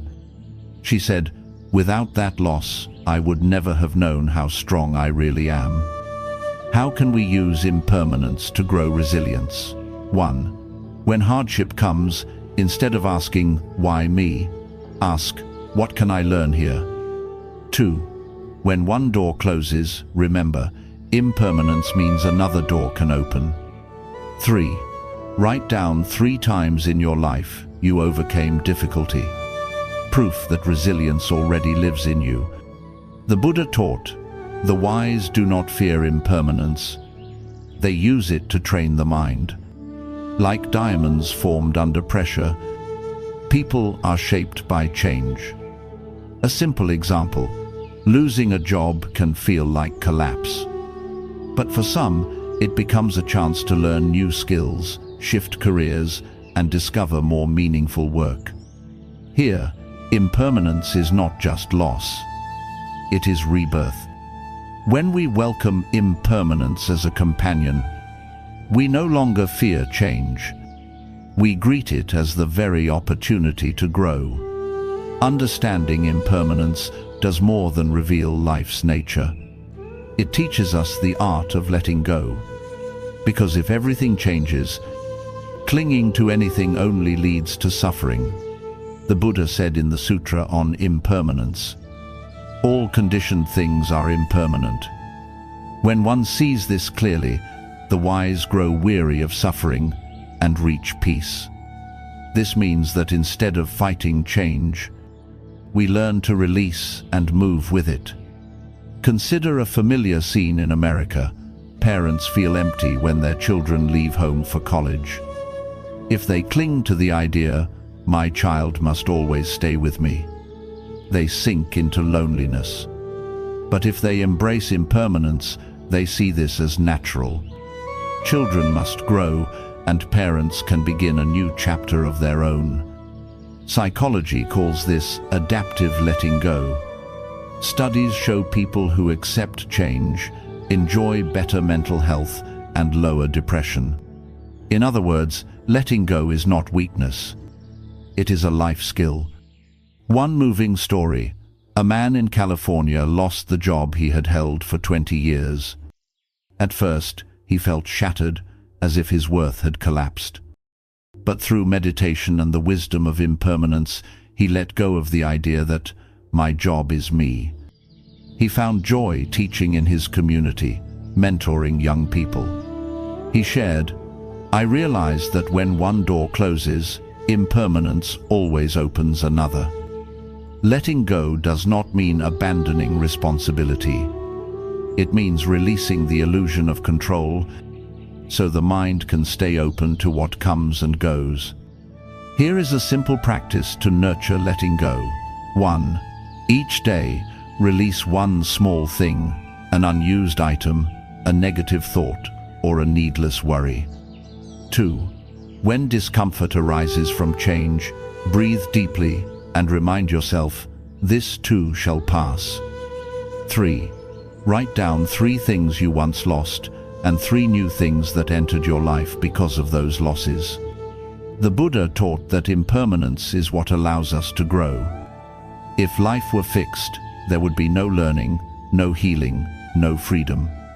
By letting go into impermanence, we find peace within the very flow of change. Understanding impermanence in theory is one thing, but to truly transform the mind, we need to directly observe it through meditation. The Buddha taught many methods of impermanence meditation to help us release attachment and discover peace. One of the most basic is breathing meditation on impermanence. When you breathe in, notice the in-breath. When you breathe out, notice the out-breath. As you observe, you will see each breath is different, never the same. This is a direct proof of impermanence change unfolding in every moment. Another practice is meditating on the impermanence of the body. Sit quietly and scan from head to toe. An itch, a twinge, warmth, coolness, all sensations rise and fall. none remain forever. This shows us that the body is a flowing process, not a fixed self. In the Anapanasati Sutta, the Buddha taught that simply watching the breath with awareness allows us to see impermanence, suffering, and non-self, and from there, liberation. Modern science supports this. Research on mindfulness meditation shows it reduces activity in the brain regions tied to anxiety, while strengthening those linked to acceptance and calm. In other words, meditating on impermanence does not just teach theory, it rewires the brain to let go of stress. A real example: a nurse in New York often felt crushed by her workload. When she joined a course on impermanence meditation, she realized that every shift, every patient, every wave of anxiety arose and passed away. Because of this insight, she stopped carrying tension home, and her sleep grew deeper and more restful. Let us try a short practice together. 1. Sit still and close your eyes. 2. Breathe in and recognize this is an in-breath. 3. Breathe out and recognize this is an out-breath. 4. Notice one sensation in your body, perhaps tightness in the shoulders or a slight ache in the back. 5. Watch how it changes, intensifying, softening, or fading away. 6. Gently remind yourself, everything is impermanent, I can let go. With just 5 to 10 minutes a day, you will begin to feel lighter and more at ease. It is important to remember, meditating on impermanence is not about becoming pessimistic. On the contrary, it helps us cherish each moment, because we know everything is precious precisely because it is fleeting. The Buddha reminded us, be diligent today, for tomorrow may be too late. Reflecting on impermanence is a call to live fully, love deeply, and release more quickly. On the path of meditation, the Buddha gave us a detailed map for cultivating mindfulness, the 4 foundations of mindfulness, Satipatthana. This is considered the root of all meditation practices because it embraces the entire human experience. In the Satipatthana Sutta, the Buddha taught that if one practices the 4 foundations of mindfulness with diligence and clarity, within 7 years, even 7 months or 7 days, one may attain awakening. That is the immense power of this path. So, what are the 4 foundations? 1. Mindfulness of the body, Kayanupassana. Observing the body as it is breathing, walking, movements, even its eventual decay. For example, when walking in a park in New York, instead of letting your mind chase after work, you pay attention to each step, the contact with the ground, the rise and fall of the breath. You begin to see the body is a process, not a fixed self. 2. Mindfulness of feelings, Vedananupassana. Recognizing sensations, pleasant, unpleasant, or neutral. When stress arises at the office, instead of being carried away, simply note, this is unpleasant. Soon, you notice it changes, it never stays forever. 3. Mindfulness of the mind, Chittanupassana. Observing the state of the mind, greedy, angry, deluded, or calm. A student in America before an exam may note, my mind is anxious. Just by seeing clearly, the mind begins to soften. 4. Mindfulness of phenomena, Dhammanupassana. Contemplating phenomena as they are impermanent, unsatisfactory, and without self. For example, when losing a job, instead of thinking, I am a failure, you can see it as an impermanent condition and release some of the clinging. Modern science echoes these teachings. Mindfulness-based stress reduction, MBSR, programs in the US, rooted in the Satipatthana Sutta, have been shown to reduce stress, depression, and anxiety. A real story.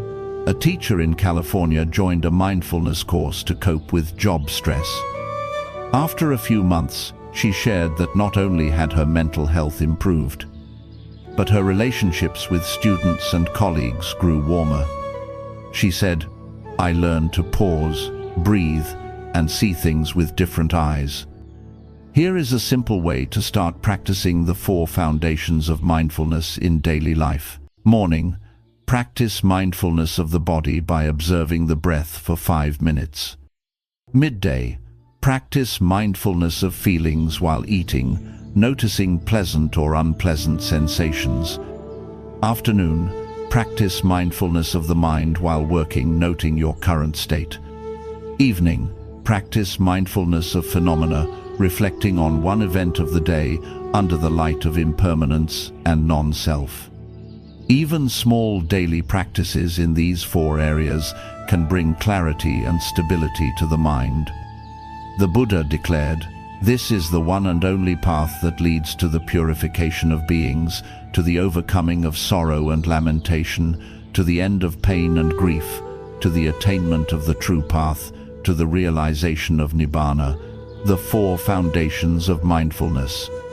Among the 4 foundations of mindfulness taught by the Buddha, mindfulness of the body is placed first. Why? Because the body is a direct, concrete anchor that helps us return to the present. The mind may wander everywhere, but the body is always here. In the Satipatthana Sutta, the Buddha instructed, "Observe the body in the body with awareness and mindfulness to see its impermanent nature." In other words, by observing the body, we learn that life is always changing and never belongs to a fixed self. The most common method is mindfulness of breathing. Each time you inhale, simply note, breathing in. Each time you exhale, note, breathing out. No need to control, just recognize. Through this, the body is revealed as a continuous process, not a static entity. Beyond the breath, there is mindfulness of postures, walking, standing, lying down, sitting. In modern American life, this can be practiced while walking in the park, driving a car, or even standing in line at the supermarket. By paying attention to each movement, the foot touching the ground, the hand holding a bag, the back leaning against a chair, you return to the present moment. For example, a New York office worker often felt intense stress. He began practicing mindfulness of the body by paying attention to each step as he walked from the subway to work. After just a few weeks, he noticed less tension and greater clarity of mind. Science also supports this practice. Research shows that those who practice body scan meditation, observing sensations throughout the body, often sleep better, lower blood pressure, and experience less anxiety. This demonstrates that mindfulness of the body is a deep form of healing. Here is a simple practice you can try today. 1. Sit comfortably and close your eyes. 2. Bring attention to your feet. Notice the pressure as they touch the ground. 3. Slowly move awareness upward, knees, hips, abdomen, chest, shoulders, neck, and head. 4. At each point, just observe sensations, warmth, coolness, heaviness, lightness without judgment. 5. When finished, take a deep breath and open your eyes. Even 10 minutes can offer you a taste of mindfulness of the body. A real story. A woman in California suffering from chronic anxiety joined a mindfulness of the body course. She shared, "I realized that my body always gives me signals before my mind is overwhelmed. By learning to listen to my body, I prevented anxiety attacks before they started." Mindfulness of the body not only reduces stress, it also teaches us to appreciate and care for this body. Because the body, too, is impermanent one day, we must let it go. But while we are alive, if we care for it with mindfulness, the body becomes a precious companion on the path of practice. The next step in the 4 foundations of mindfulness, after mindfulness of the body, is mindfulness of feelings, Vedana. The Buddha taught that every experience in life is accompanied by a feeling, pleasant, unpleasant, or neutral. If we don't see them clearly, they control us. But if we observe them with mindfulness, we can transform suffering. Imagine this: you're sipping a hot cup of coffee at a small cafe in Seattle. The warmth and aroma spread through your body. That's a pleasant feeling. But if the coffee is too hot and burns your tongue, that's unpleasant. Or if it tastes neither good nor bad, that's neutral. These 3 types of feelings are present in every moment of life. In the Satipatthana Sutta, the Buddha said, "When a pleasant feeling arises, know it is pleasant. When an unpleasant feeling arises, know it is unpleasant. When a neutral feeling arises, know it is neutral." Simply knowing without clinging or pushing away is already a powerful step on the path to liberation. A daily example: you're stuck in Los Angeles traffic. Frustration builds. This is an unpleasant feeling. If you let it run unchecked, it may grow into anger, then harsh words. But if you breathe deeply and notice, this is an unpleasant feeling, you create distance. You're no longer its prisoner. Neuroscience explains that when we observe a feeling instead of reacting, the amygdala, the brain's stress center, calms down. At the same time, the prefrontal cortex, responsible for clarity and calm, becomes stronger. This means mindfulness of feelings literally rewires the brain. A touching story. A woman in New York lived with chronic pain. At first, she hated her body and grew bitter. But through mindfulness of feelings, she learned to observe pain as changing, sometimes strong, sometimes soft, sometimes gone. She said, "When I stopped fighting the pain and just observed it, my mind felt more at peace." You can practice mindfulness of feelings anywhere. 1. When enjoying a delicious meal, notice, this is a pleasant feeling. 2. When criticized, notice, this is an unpleasant feeling. 3. When waiting and feeling nothing, notice, this is a neutral feeling. By simply naming the feeling, you stop the cycle of craving and aversion. Pleasure no longer drags you. Pain no longer pushes you. And neutrality no longer gets ignored. Every feeling becomes a lesson in impermanence. The Buddha taught, when a feeling is known as just a feeling, the practitioner is not bound. In other words, when we see that feelings are not me, we step into freedom. After mindfulness of the body and mindfulness of feelings, the Buddha taught the 3rd foundation, mindfulness of mind, Cittanupassana.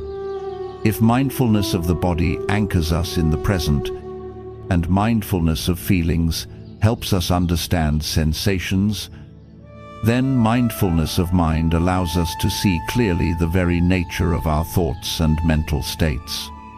In the Satipatthana Sutta, the Buddha taught, when the mind has desire, know the mind has desire. When the mind is free from desire, know it is free from desire. When the mind has anger, know the mind has anger. When the mind is free from anger, know it is free from anger. The essence here is recognition without judgment, without attachment. A simple example: you're waiting at Los Angeles airport and your flight is delayed 3 hours. Your mind fills with anxiety and irritation. Without mindfulness, you might snap at staff or vent at others. But if you pause and notice, this is the mind in anger, you create a safe space between you and the anger. In that very moment, you are no longer fully controlled by it. Neuroscience today calls this meta-awareness, awareness of awareness. Studies at Harvard show that people who practice observing the mind regulate emotions better. and are less overwhelmed by stress. This is exactly what the Buddha meant. When the mind is seen clearly, it begins to calm. A touching story. A teacher in New York often felt anxious before class. Through mindfulness of mind, she learned to notice, this is the mind worrying. Gradually, the worry lost its grip, and she grew more confident in teaching. She said, "I realized I am not the worry. Worry is just a mental state. It comes and it goes." Practicing mindfulness of mind doesn't mean eliminating thoughts. Instead, it's like sitting by a riverbank, watching the current of thoughts flow by. When a thought comes, you note. Planning, worry, memory, daydream. When it passes, you note, gone. This way, you stop identifying with every passing thought. A short practice. 1. Sit quietly and take a few deep breaths. 2. When a thought arises, give it a simple label: fear, hope, anger, joy. 3. Don't judge it as good or bad, just name it. 4. Gently return to the breath. With time, you'll notice your mind no longer sweeps you away so easily. The Buddha taught, the mind precedes all things, the mind is chief, the mind shapes all. When you see the mind clearly, you stop being its victim. You become the mindful observer, free to choose the wiser path forward. After mindfulness of the body, feelings and mind, the Buddha taught the fourth foundation, mindfulness of phenomena, tammanupassana. This is the deepest practice because it does not stop at observing body or mind, but looks into the very processes of reality, seeing them as impermanent, unsatisfactory, and without self. In the Satipatthana Sutta, the Buddha explained that mindfulness of phenomena includes observing the 5 hindrances: desire, ill will, sloth, restlessness, and doubt, the 5 aggregates: form, feeling, perception, mental formations, consciousness, the 7 factors of awakening, and the 4 noble truths.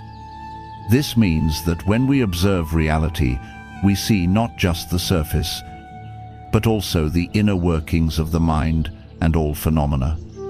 For example, when you get angry with a co-worker in an American office, you might observe, this is a hindrance, ill will, clouding the mind.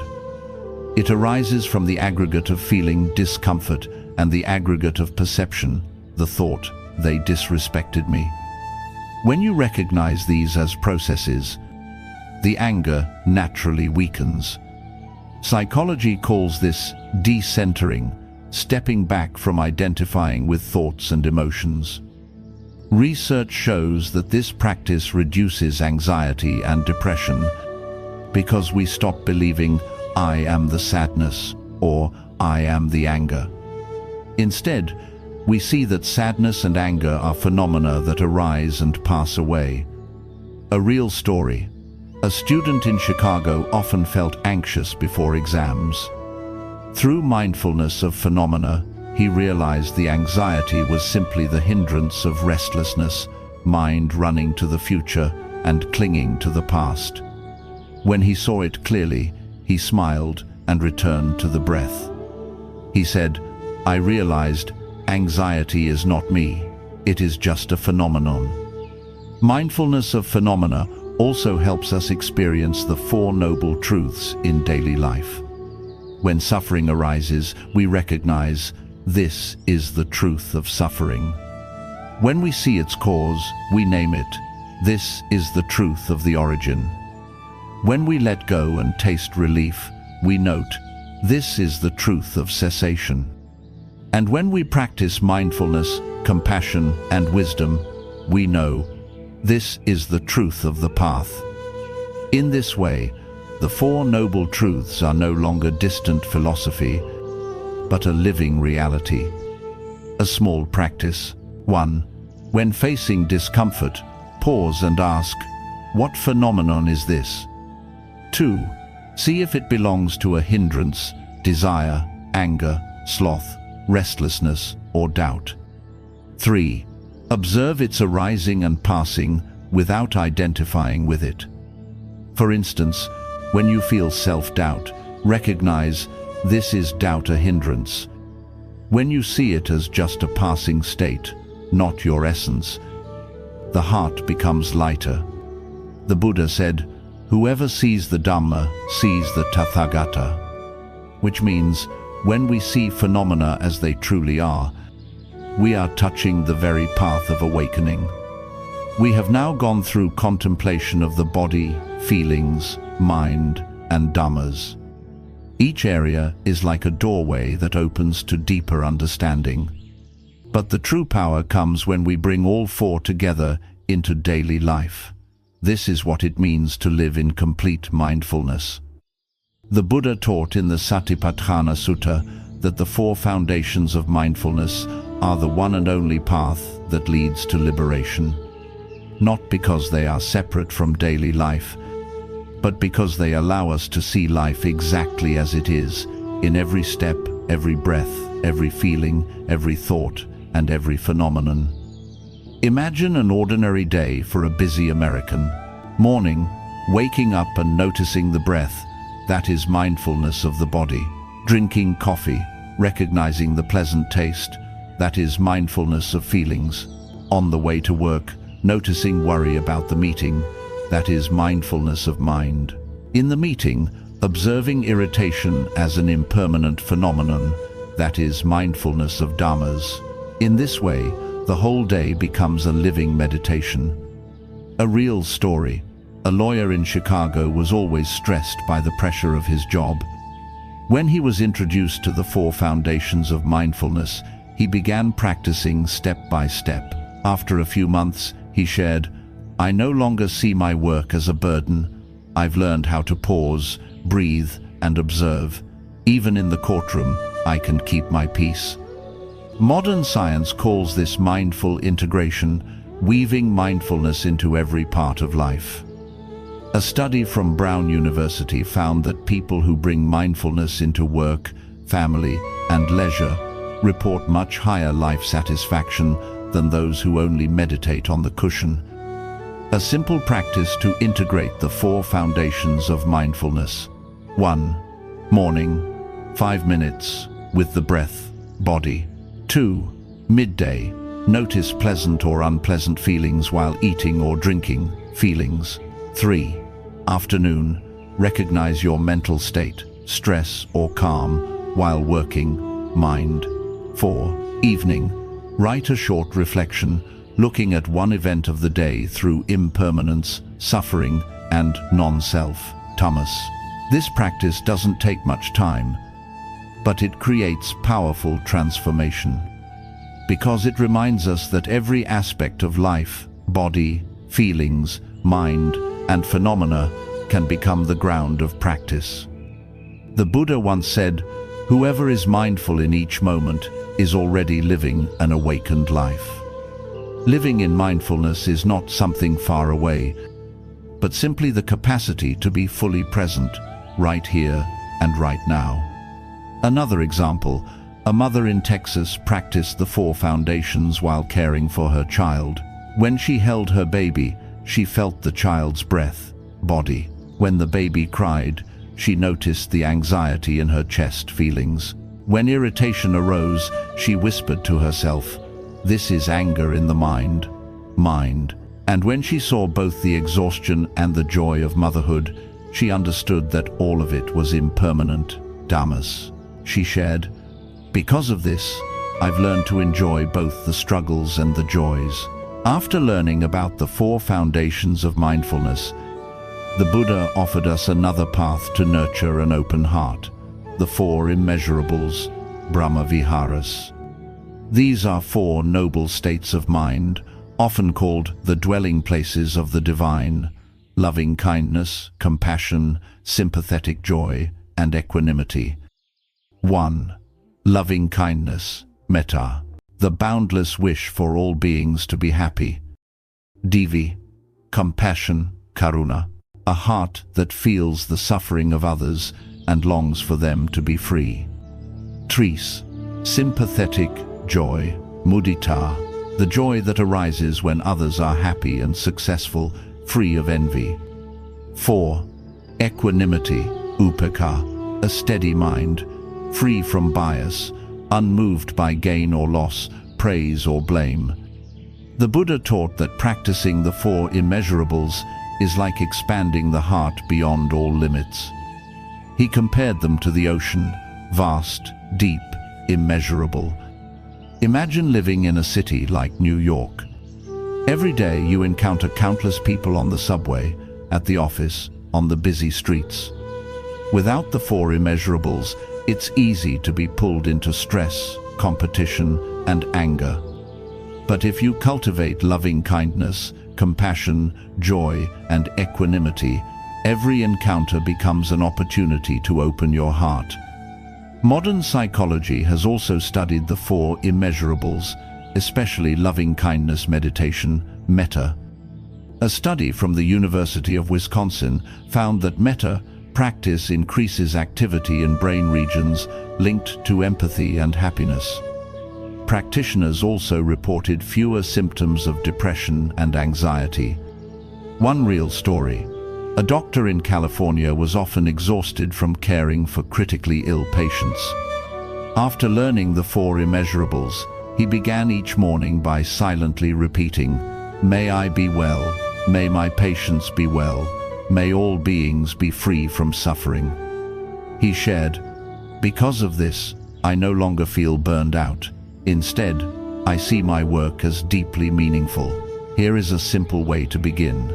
In the morning, sit quietly for 5 minutes and silently wish, 'May all beings be happy.'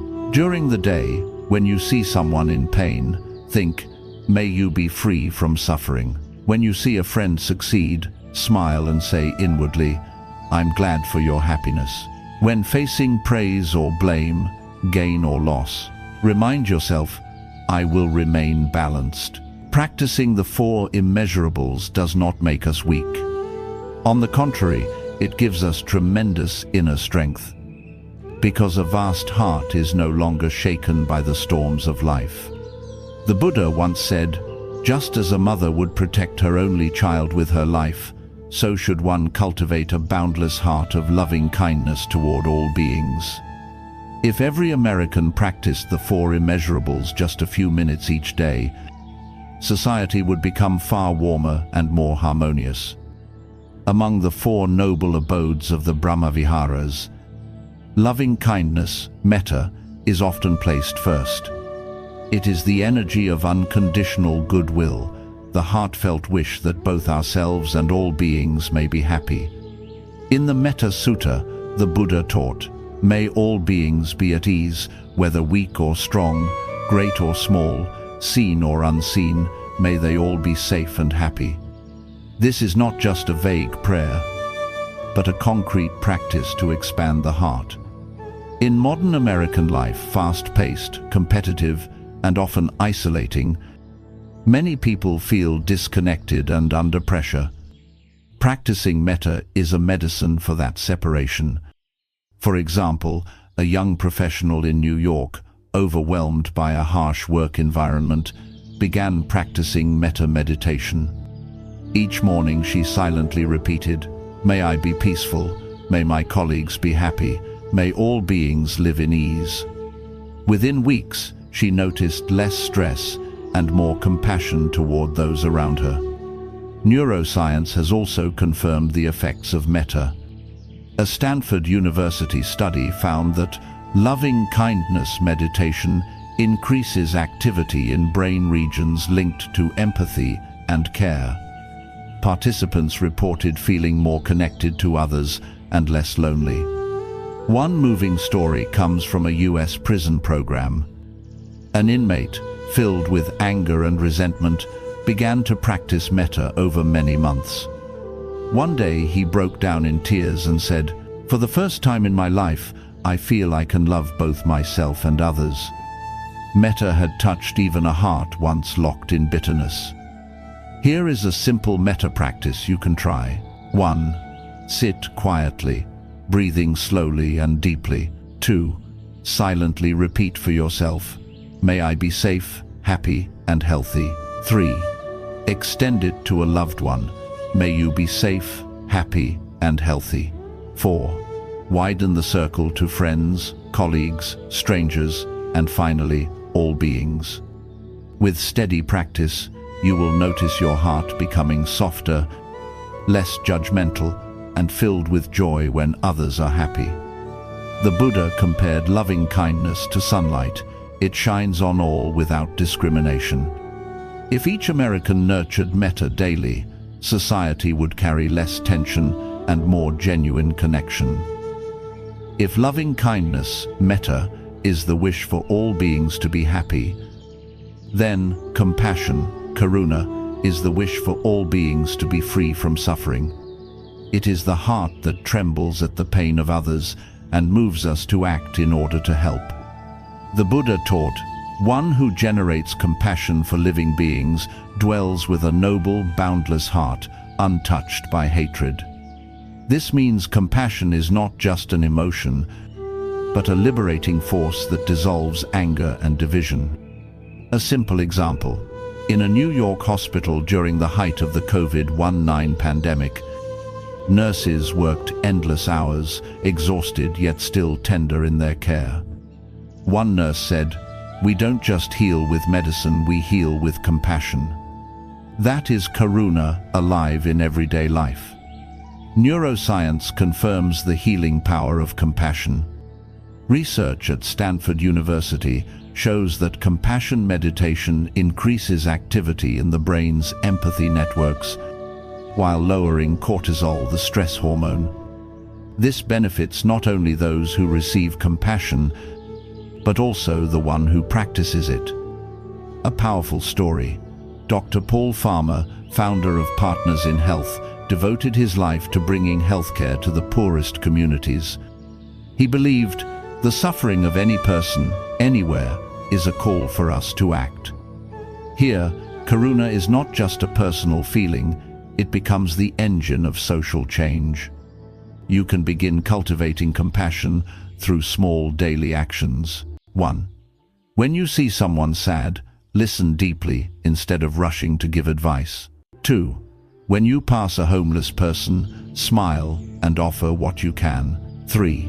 When someone makes a mistake, instead of judging, remind yourself, this person is carrying their own suffering. One woman in California used to get angry at her husband for forgetting household chores.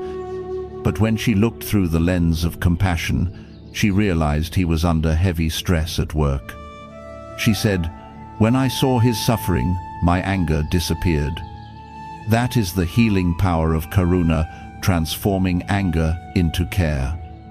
Importantly, compassion does not mean tolerating abuse or letting others take advantage. It means seeing suffering clearly, keeping the heart open, while also acting with wisdom. When compassion walks hand in hand with wisdom, it becomes one of the most powerful healing energies we can cultivate. The Buddha taught that when someone nurtures a vast heart of compassion, they no longer see themselves as separate from others. The suffering of another is also their own, and in sharing that burden, both are healed. After loving kindness, metta, and compassion, karuna, the next noble quality of the four immeasurables is sympathetic joy, mudita, the ability to rejoice in the happiness and success of others. If metta is the wish for others to be happy, and karuna is the wish for them to be free from suffering, then mudita is the open-hearted celebration of their joy. In the Anguttara Nikaya, the Buddha said, "One who delights in the happiness of others has no room for envy." In other words, sympathetic joy is the antidote to jealousy and comparison so common in modern society. Consider daily life in America. On social media, it's easy to compare ourselves with others, who is richer, who looks better, who is more successful. This constant comparison breeds envy, and envy breeds suffering. But if we practice mudita, we can transform comparison into an opportunity to cultivate joy. For example, Imagine a friend of yours in New York just received a big promotion. The usual reaction might be jealousy. Why not me? But if you practice sympathetic joy, you smile and think, how wonderful that my friend is succeeding. I'm happy for their happiness. In that moment, you free yourself from envy, and you deepen the bond of genuine friendship. Psychology calls this vicarious joy, feeling joy through the success of others. Studies show that people who cultivate this kind of joy report higher life satisfaction and stronger relationships. This beautifully echoes the Buddha's teaching on mudita. A story from Vermont. In one small town, residents gather each year for a fall festival. They don't just celebrate the harvest, they honor the achievements of everyone in the community, from students winning awards to farmers with a good crop. The villagers say, when one person succeeds, we are all happy. That is the spirit of sympathetic joy, shared happiness, that dissolves the line between me and you. You can practice mudita in daily life with simple steps. 1.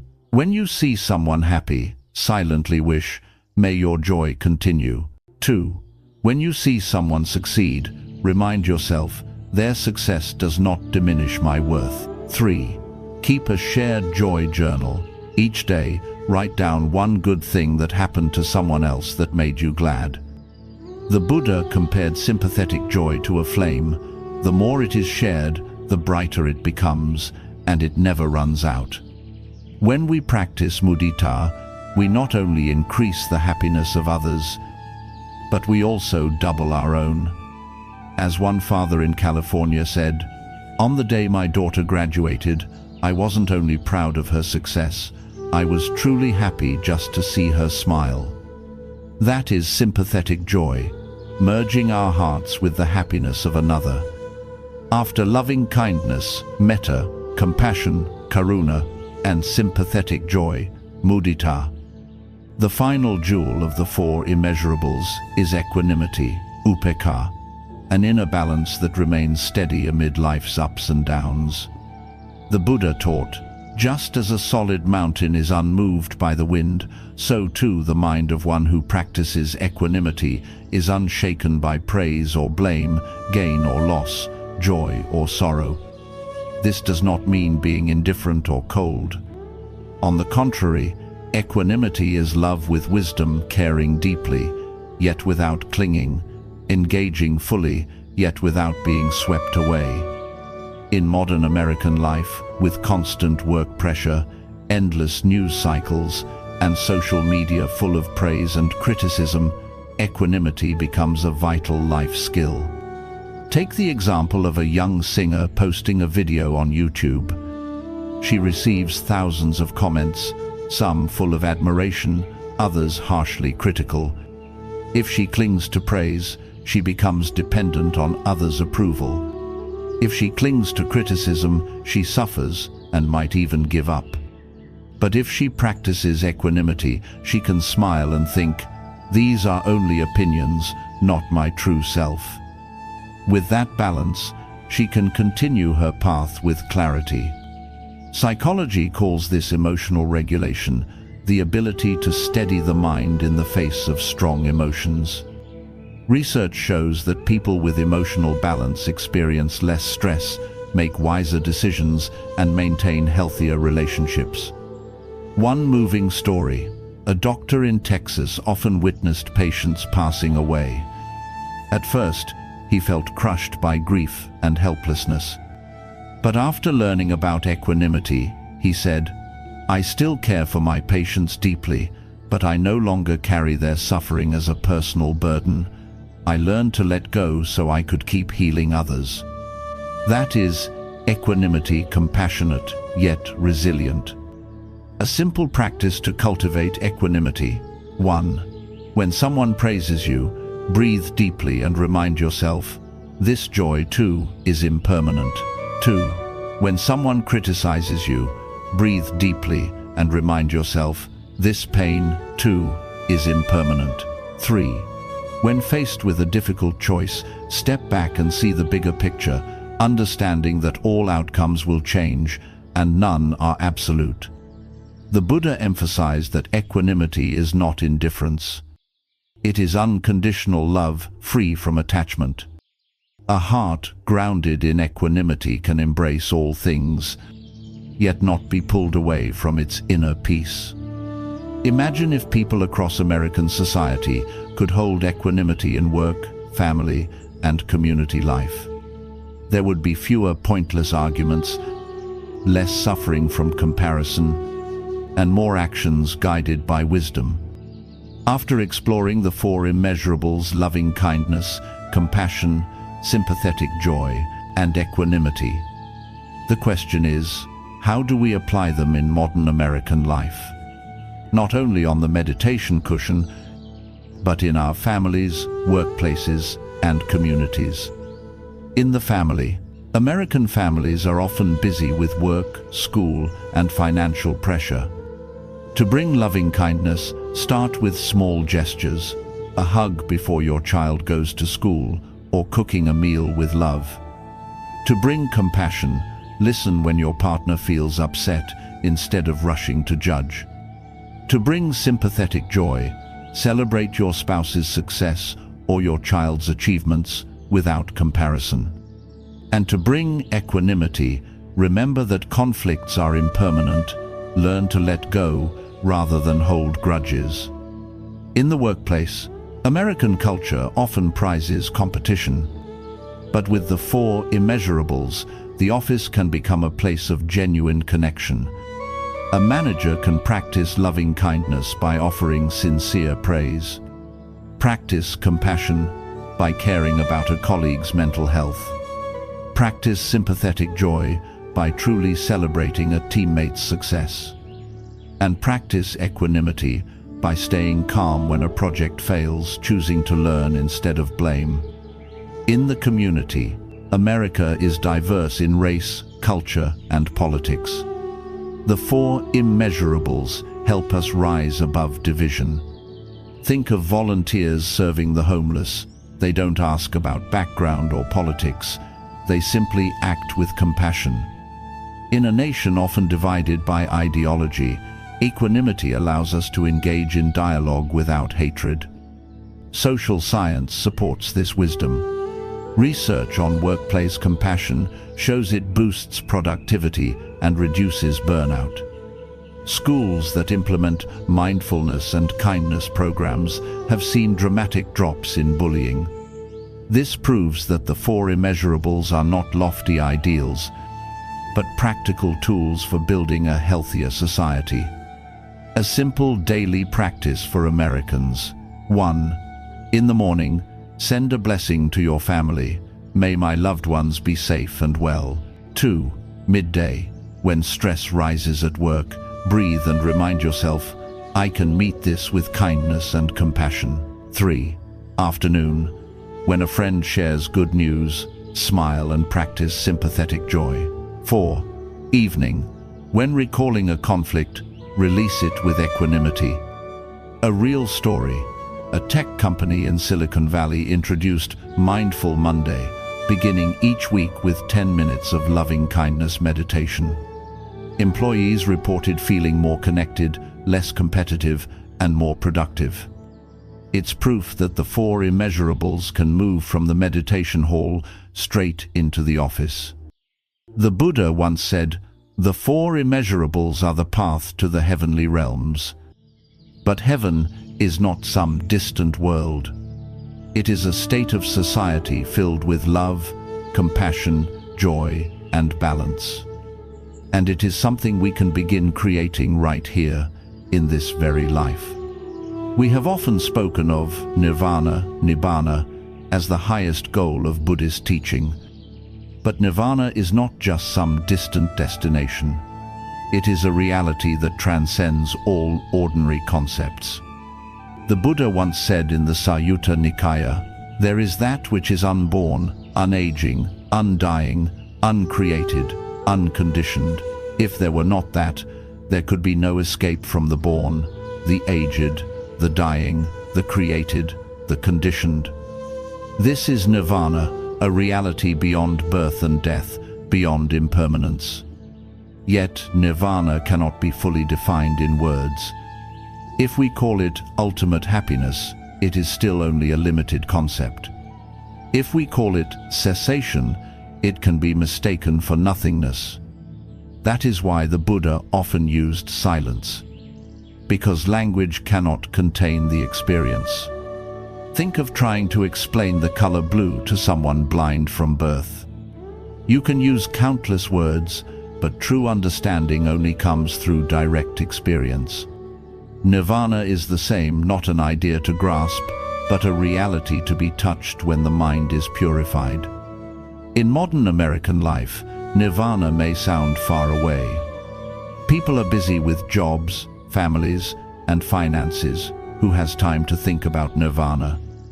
But the Buddha emphasized that every moment of letting go is already a taste of nirvana.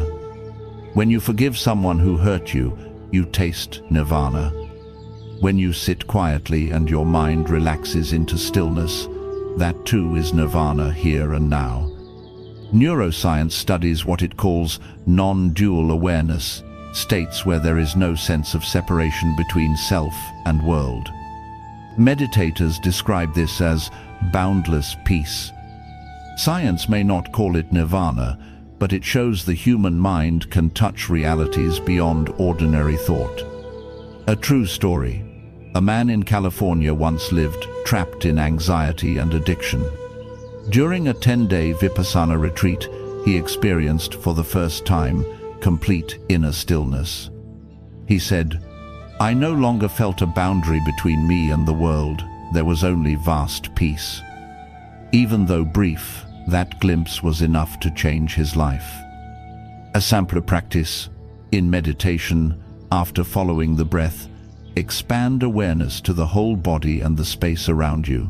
When thoughts arise, neither chase them nor push them away, just let them pass. Rest in the vast silence that remains. Even for a few seconds, you taste the flavor of nirvana beyond concepts. The Buddha reminded us, there is the sweetness of the Dharma, and there is the freedom of the Dharma. Nirvana is not far, it can be touched in every moment of release, every breath of peace. If nirvana is ultimate freedom, then its opposite is samsara, the endless cycle of birth, death, and suffering. The Buddha often described samsara as a vast ocean, where beings drift endlessly without finding the shore, bound by ignorance and craving. He said in the Sutta Nikaya, "This cycle of rebirth is without discoverable beginning. Beings are bound by ignorance and craving, wandering on endlessly in birth and death." Meaning, no one can count how many lifetimes we have already lived and died. As long as we do not see the truth, we are caught in the loop of greed, hatred, and delusion. In everyday American life, samsara is easy to see. A person works tirelessly for wealth, believing it will bring happiness. When they succeed, they fear losing it and chase after more.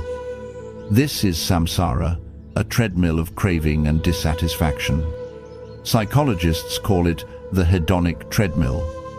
Research shows that no matter how much success people achieve, happiness quickly fades back to baseline and the cycle of wanting begins again. This is strikingly close to the Buddhist view of samsara. A moving story. A woman in Los Angeles was addicted to shopping to fill her loneliness. Each purchase gave a thrill, but the joy quickly faded, leaving a deeper emptiness. At a retreat, she realized she was trapped in a small samsara of craving. Only when she learned to let go and live more simply did she find real peace. The Buddha spoke of 6 realms: heavenly, asura, human, animal, hungry ghost, and hell. We don't need to see them as distant places. We live them every day. When joyful, we taste heaven. When jealous and competitive, we live as asuras. When balanced, we live the human realm. When ruled by instinct, we are like animals. When consumed by endless craving, we live as hungry ghosts. When overwhelmed by pain, we experience hell. A practice to see samsara clearly. 1. When caught in a repetitive pattern, pause and ask, is this a small cycle of samsara? 2. Notice whether it is fueled by greed, hatred, or delusion. 3. Try a new response, let go, forgive, or bring mindfulness. The Buddha reminded us, as long as craving is not abandoned, beings will continue to wander in birth and death. But he also assured us, the path of liberation is always present through morality, meditation, and wisdom. We can cross the ocean of samsara. In the Four Noble Truths, the Buddha made it clear, the root of samsara, the endless cycle of birth and death, lies in craving and ignorance.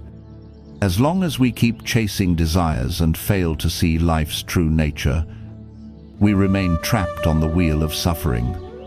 But the Buddha also affirmed, there is a way out. He walked it, realized it, and pointed it out for us. That way is the Noble Eightfold Path, living with wisdom, ethical conduct, and meditation. There is no other magic. Only steady practice opens the door to liberation. A modern example, a successful businessman in Chicago had wealth, yet felt empty inside. He began meditating, letting go of endless ambition, and found joy in helping others. He said, I realized I was running on a wheel that never stopped. Now I'm learning how to step off. That was his first step toward freedom from samsara. Psychology calls this psychological flexibility, the ability to step back from mental loops of thought and emotion, to pause, observe, and choose a wiser response. This mirrors the Eightfold Path: right view, right intention, right speech, right action, right livelihood, right effort, right mindfulness, and right concentration. A powerful story. An American veteran returned from war deeply traumatized. Haunted by nightmares, alcohol, and violence, he lived in constant torment. But after attending a 10-day Vipassana retreat, he began to see his anger and fear as impermanent phenomena. Gradually, the nightmares lost their grip, and peace returned. He said, I felt like I had stepped out of my own private hell. His journey shows that anyone can step out of samsara, starting in this very moment. A simple practice for the audience. 1. When you feel caught in a repetitive habit, pause and recognize, this is a small samsara within me. 2. Take 3 deep breaths, then choose a different response, more patient, more compassionate, more wise. 3. Dedicate at least 10 minutes daily to meditation or mindfulness, weakening the grip of ignorance and craving. The Buddha declared, better than living 100 years without seeing the deathless is living one day and seeing the Dharma of Nirvana. This reminds us, liberation is not about the length of time, but about the moment of clear seeing and practice. Freedom from samsara does not mean abandoning life. It means living fully still, working, still loving, still laughing and crying, but all with clarity, lightness, and no more chains. On the path of liberation, the Buddha taught, there are 3 essential pillars: morality, shila, concentration, samadhi, and wisdom, prajna. If morality is the ethical foundation and concentration is the steady focus of the mind, then wisdom is the key that unlocks the door to freedom. The Buddha once said, wisdom is the greatest light. Without wisdom, darkness covers all. This means only when we clearly see the truth of impermanence, suffering, and non-self can we let go of craving and step out of the endless cycle of rebirth. In the Heart Sutra, this spirit is captured in the famous line, form is not different from emptiness, emptiness is not different from form. Form itself is emptiness, emptiness itself is form. This is not abstract philosophy, but a reminder that nothing is fixed, everything arises from conditions and passes away. Consider a modern example. A man in America loses his wealth during an economic crash.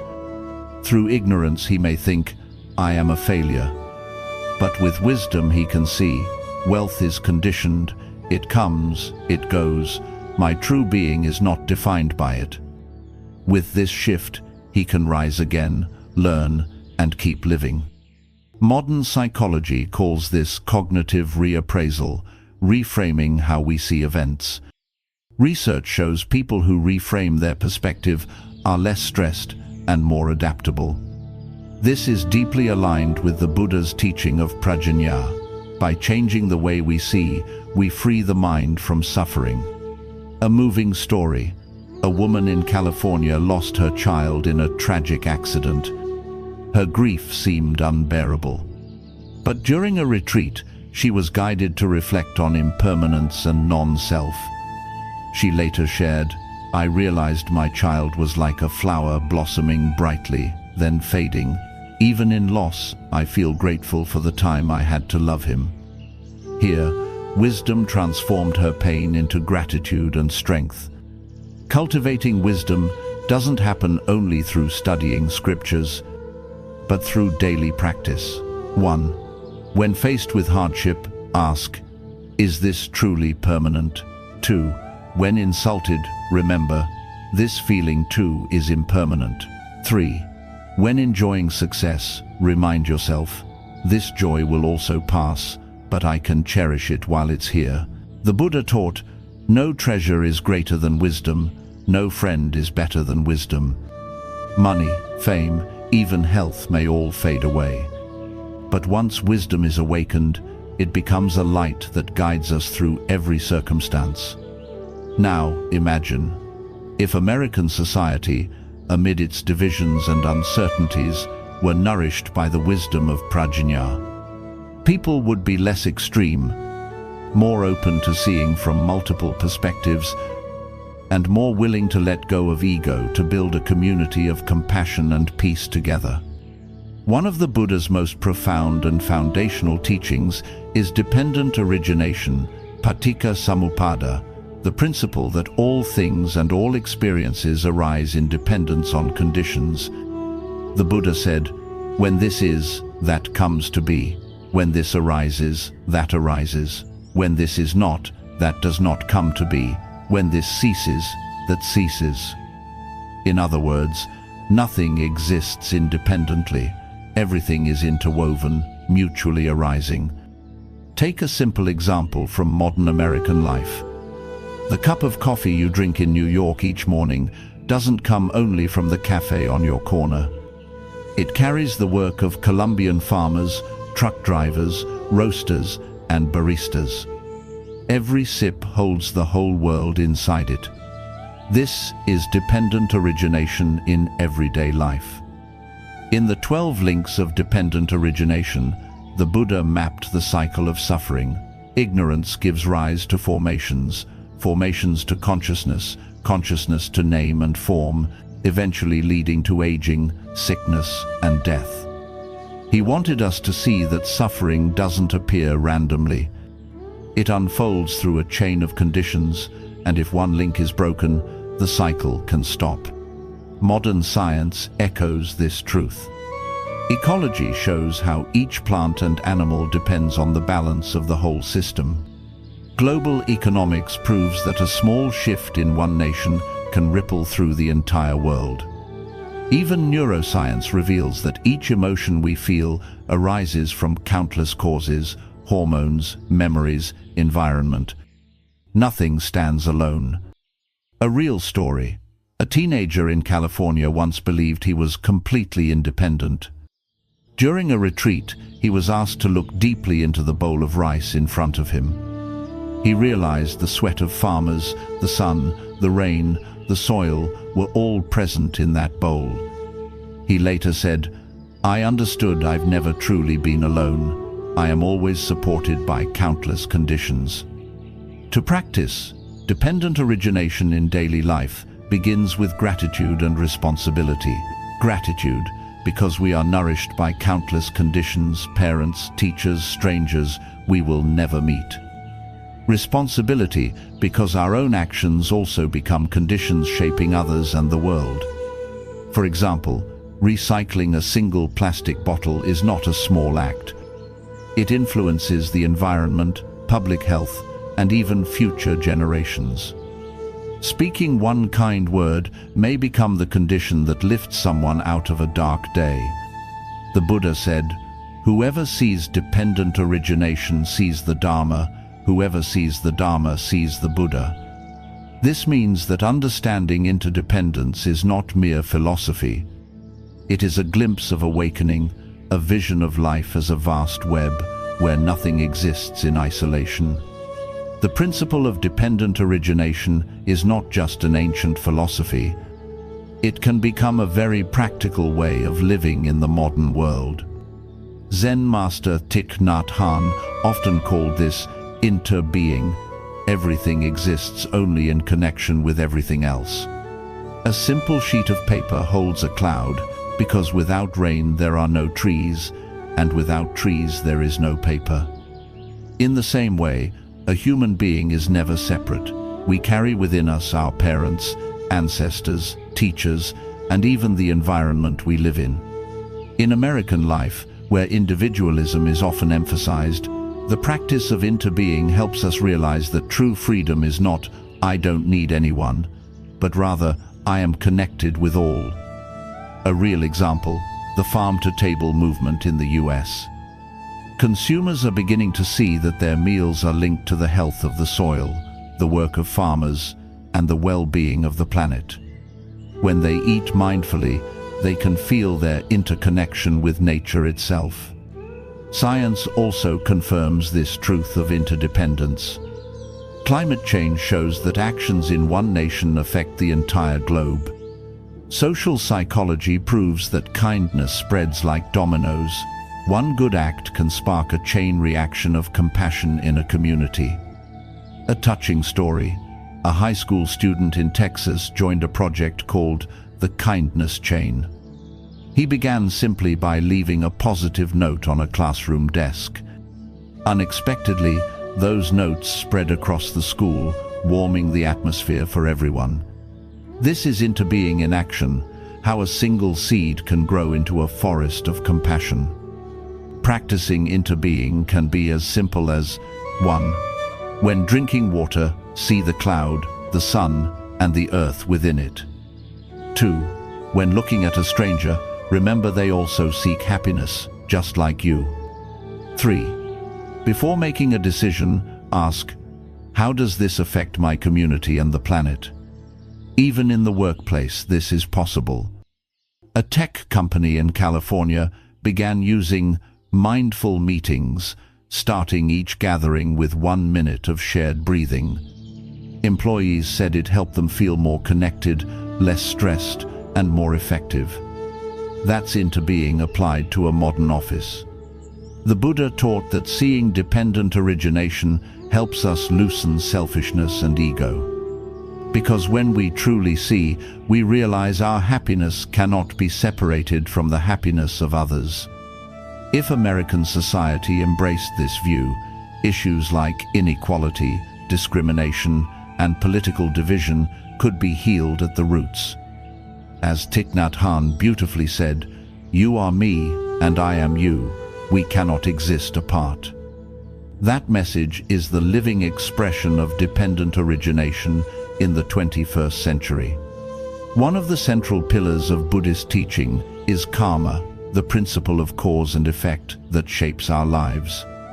The Buddha taught, beings are the owners of their karma, the heirs of their karma. Karma is the womb, karma is the relative, karma is the refuge. This means every action of body, speech, and mind plants a seed, and that seed will bear fruit when the conditions are right. In America, many people use the word karma casually, like, what goes around comes around. But its true meaning goes much deeper. Karma is not punishment from outside, but a natural law of cause and effect. Take a simple example.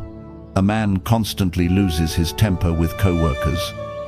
The result is a tense workplace, broken relationships, and more stress for himself. That is the fruit of angry karma. But if he learns to speak with kindness, he plants wholesome seeds, and the whole atmosphere shifts in a positive direction. Modern psychology calls this behavioral conditioning. Actions create consequences, and those consequences reinforce future actions. Karma works like a feedback loop. What the Buddha taught 2,500 years ago perfectly aligns with today's science. A real story. A man in California struggled with alcoholism and often fought with his family. After joining Alcoholics Anonymous and studying Buddhism, he realized that every drink was planting seeds of suffering for himself and his loved ones. He chose to change, to plant new seeds of awareness. Years later, his family healed, and he became a mentor, helping others overcome addiction. That is the power of karma transformed from darkness into light. To practice with karma means taking responsibility for everything we do. A kind word plants the seed of happiness. A good deed plants the seed of peace. A wholesome thought plants the seed of clarity. A simpler practice. 1. Each evening, reflect on 3 actions from your day. Were they wholesome or unwholesome? 2.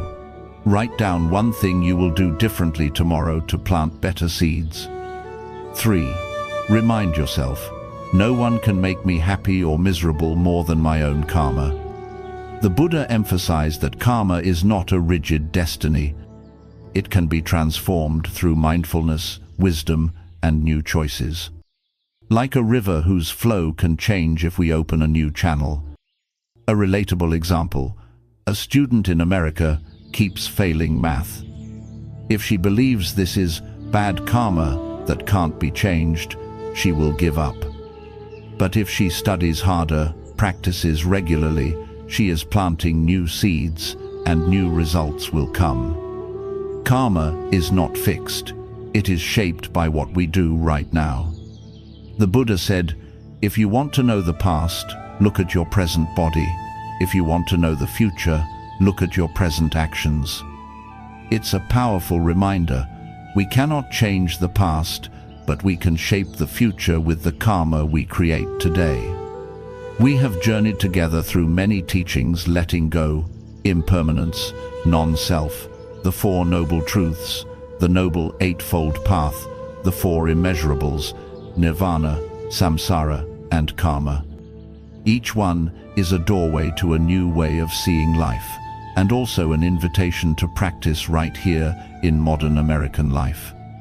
The Buddha taught, happiness does not come from the outside. Happiness comes from a mind that is trained and free. This means you don't have to wait until you have more money, less stress, or a perfect life to find peace. Peace can begin right now with a single breath, a smile, or a simple act of kindness.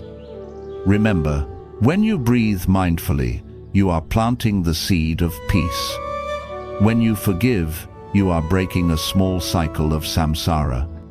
When you plant wholesome actions, you are shaping a brighter future. No one else can walk this path for you. And yet, you are never alone, because every mindful step you take helps lessen the suffering of the world. Carry this peace into your work, your family, and your community. Let compassion guide you in difficult times. Let wisdom illuminate your choices. And let equanimity keep you steady through life's storms. Even 5 minutes of practice a day can make a real difference. Because peace is not a distant destination, it is the path you walk, one mindful step at a time.